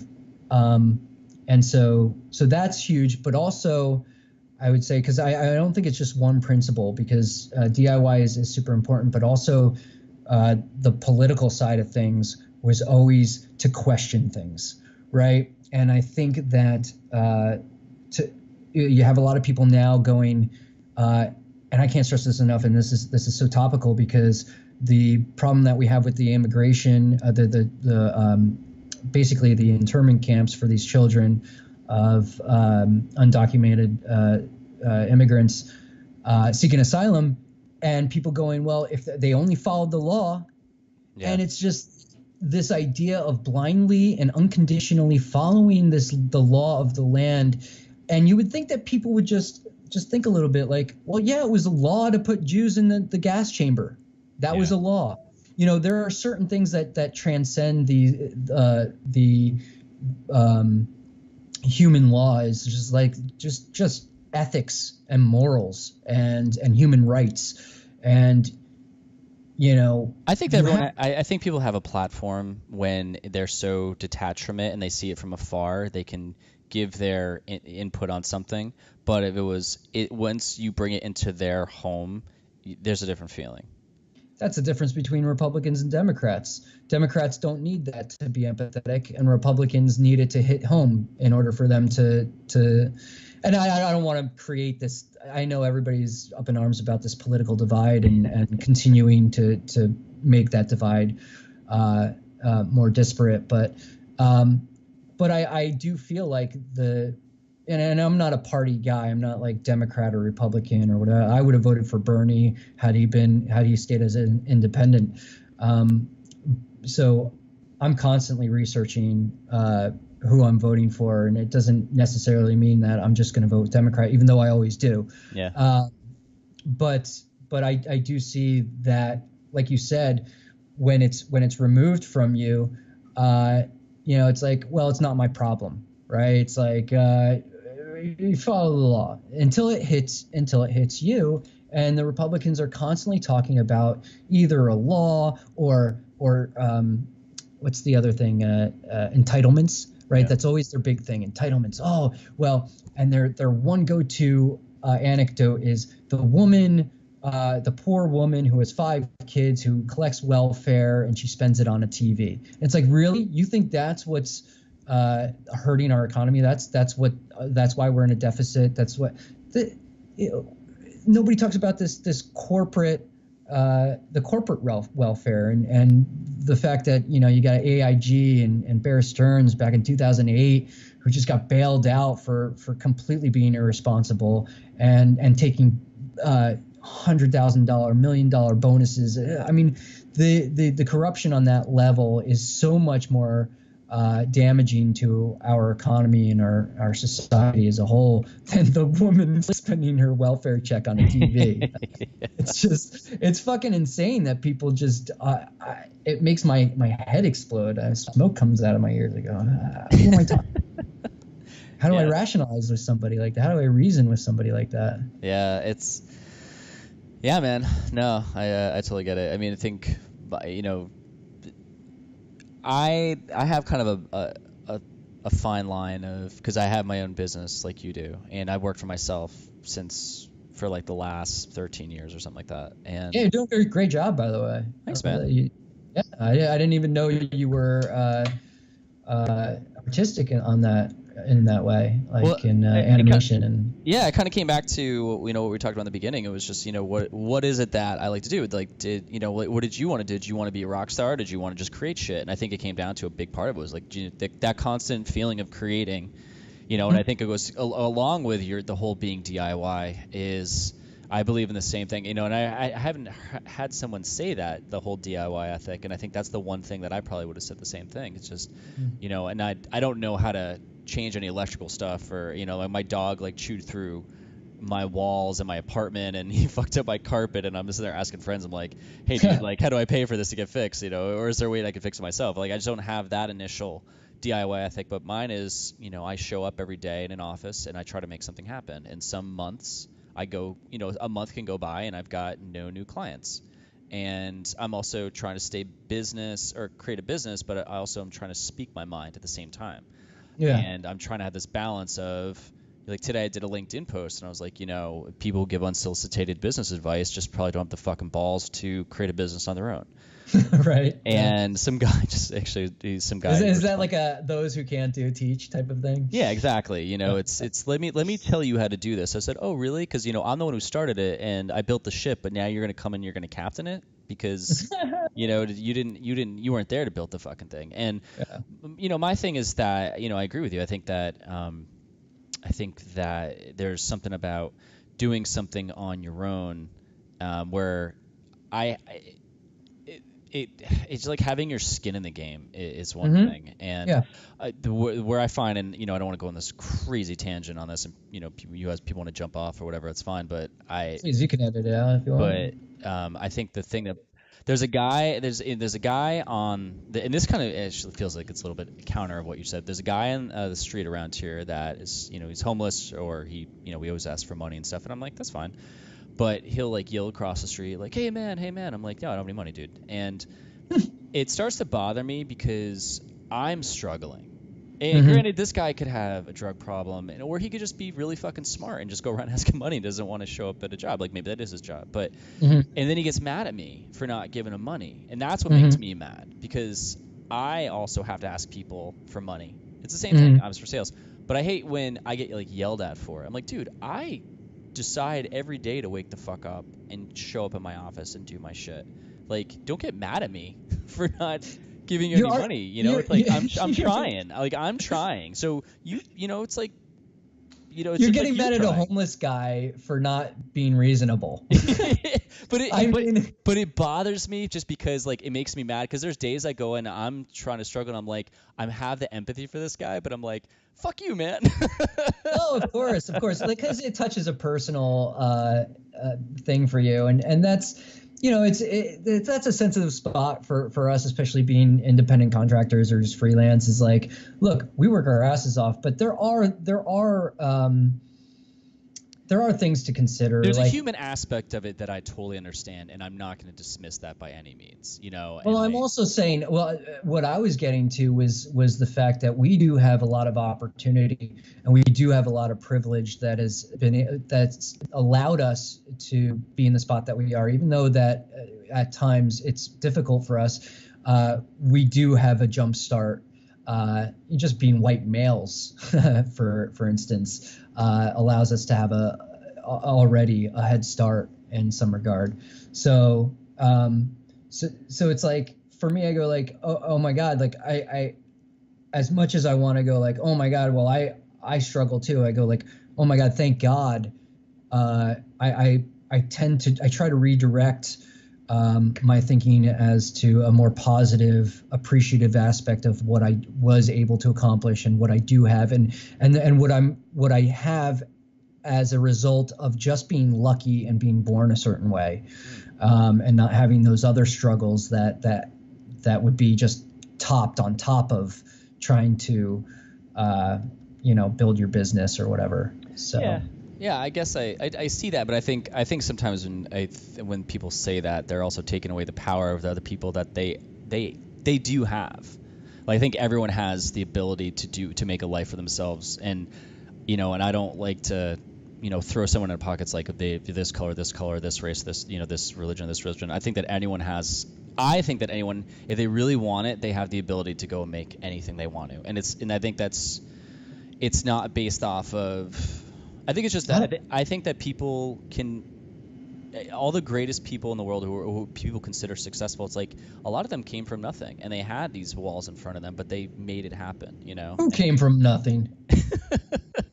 Who came from? I want to know these people. Because usually, whenever somebody says something like that, and they go, "Oh, this person came from nothing," and then you like research it even more, you're like, "What?" And then you connect the dots. You're like, "No, they had X, Y, and Z."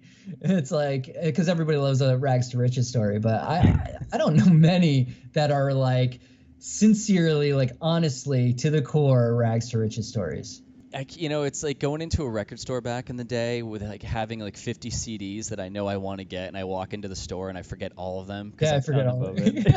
So I'm sorry. I will get back to you because I know I've read so many success books. Because that's all I do is read all these stories of people, and they've tried and they failed, and they started off in some shitty ass thing. But I think it just takes away from people's power, and it's like they're kind of like, well, I came from nothing, so I'm not going to be nothing. I'm like, fuck that shit. You should be every single thing you possibly can be, and you can be that. I think I just have this very positive aspect for people. It's like, don't give me this bullshit you can't. Like, I hate that. I hate when people say like I can't. I'm like, fuck you. Yes, you can. You're choosing not to. Well, you don't know where that person is at the moment. Like that homeless guy that you talked to may have done it and then failed, and then may be in the midst of being at a down point in his life, and maybe at some point he will do it. But right now you're seeing him at the very low point of his life or her life. I don't know. Yeah, that's a good point. But so you don't know. It's almost like saying like, oh, a celebrity, you meet a celebrity and you're like, oh, he was such an asshole to me. That guy's a fucking asshole, and forever that he's an asshole. But he's had a shitty day. Yeah, he's just having a shitty day, and it's like, as a celebrity, like you're constantly barraged with all I'd be sorts so annoyed. I'd be like, just don't fucking bother me. Exactly. I just right? want to eat like this burger right now. I could film you for a month and edit it together to make you look like just the worst fucking shithead in the world. Oh, so. Yeah. Oh, absolutely. No, that's a really good point. I do like that point. So I'll agree with you. I'll let you win. No, I'm just kidding. And to the opportunity point, it's like, think about the people in there. If education, we poured more money into education, we'd have more people in situations where they don't have opportunity, but they're bright. They're bright, intelligent kids that are not instead learning how to use that to their benefit legitimately, but rather falling in the wrong hands and becoming like just brilliant drug dealers or brilliant like gang leaders, and it's like, man, they could have gone to Wall Street and become corrupt in a far more enriching way. Yeah. Yeah. Yeah, but they're also they could have been way more corrupt, just legally. They can really been fucking up more people.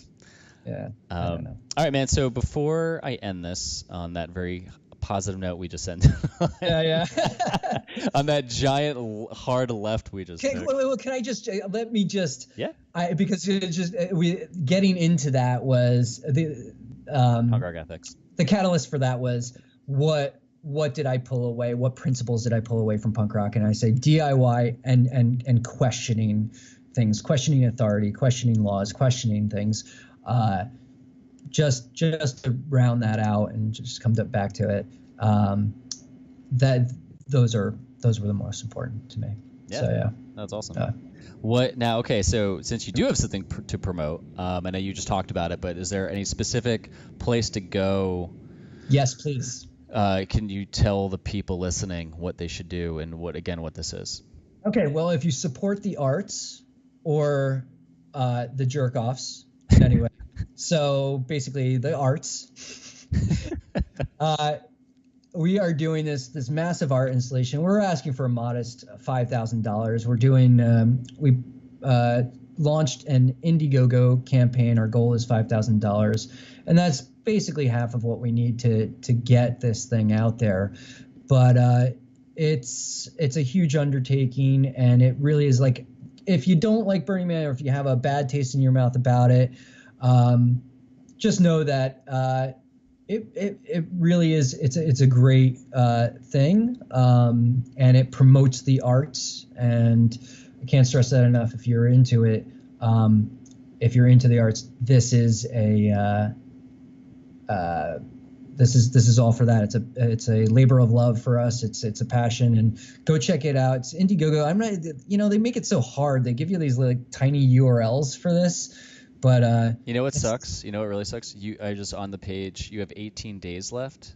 Yeah, 18 days left. Your episode's actually going to come out after this. Oh no. Oh, it's such a fucking lame thing. I just looked at it. Actually, that's not. That may not, because Indiegogo, the way it works is if you hit your goal by that point, then it stays on indefinitely. Okay, good.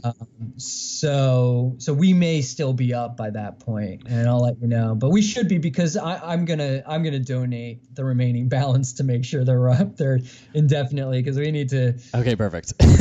Because I was like, oh man, what a bummer. It's gonna be down. Yeah, no, it'll still be up there. So like, if we do, so by that point we'll have hit our goal, but that by no means means that we actually hit our goal, because I paid a lot of that remaining balance off. I think we're up to like 3,200 or something like that right now. 3,180. Yeah. So my partner and I, Drew, he and I are probably going to have to put in, the remaining balance, and just to keep us up there indefinitely. And so we are still going to need a lot more, even if we hit our goal. So. Even if it's just a couple bucks, or, for the $64 package thing, we made these awesome necklaces, and everything's DIY. I mean, we made everything ourselves. So awesome. These necklaces are pretty fucking dope. And it's called Burners for Why Intelligent Technology Emancipation. Byte. Yeah, just Byte. BYTE. Byte. So if someone goes to Indiegogo and does BYTE, they can find you? I would do I would put the periods in there. B period T, B period Y period T period E period, because our SEO on that is not very good right now for some reason. I guess that's just because since we launched, I mean, for the first month we were like pulling up 4th or 5th, but now we're way far down, and I don't know how many other things are BYTE, but apparently there's enough on there that pushes us pretty far down. So okay, yeah, if you do that, if you do B.Y.T.E. So much easier to say dot. Why didn't I say dot? Yeah, Jesus. You'll see it. It's the second one. It's got 2 looking robots. It says Byte, and so it's shown up on the top of all the other ones. So you should check it out and go support that. And it's kind of punk rock in a sense, where we're railing against this, this idea that robots may fall into a new, we may fall into a new form of slavery with robots. I'm going to try to make that connection. I love it.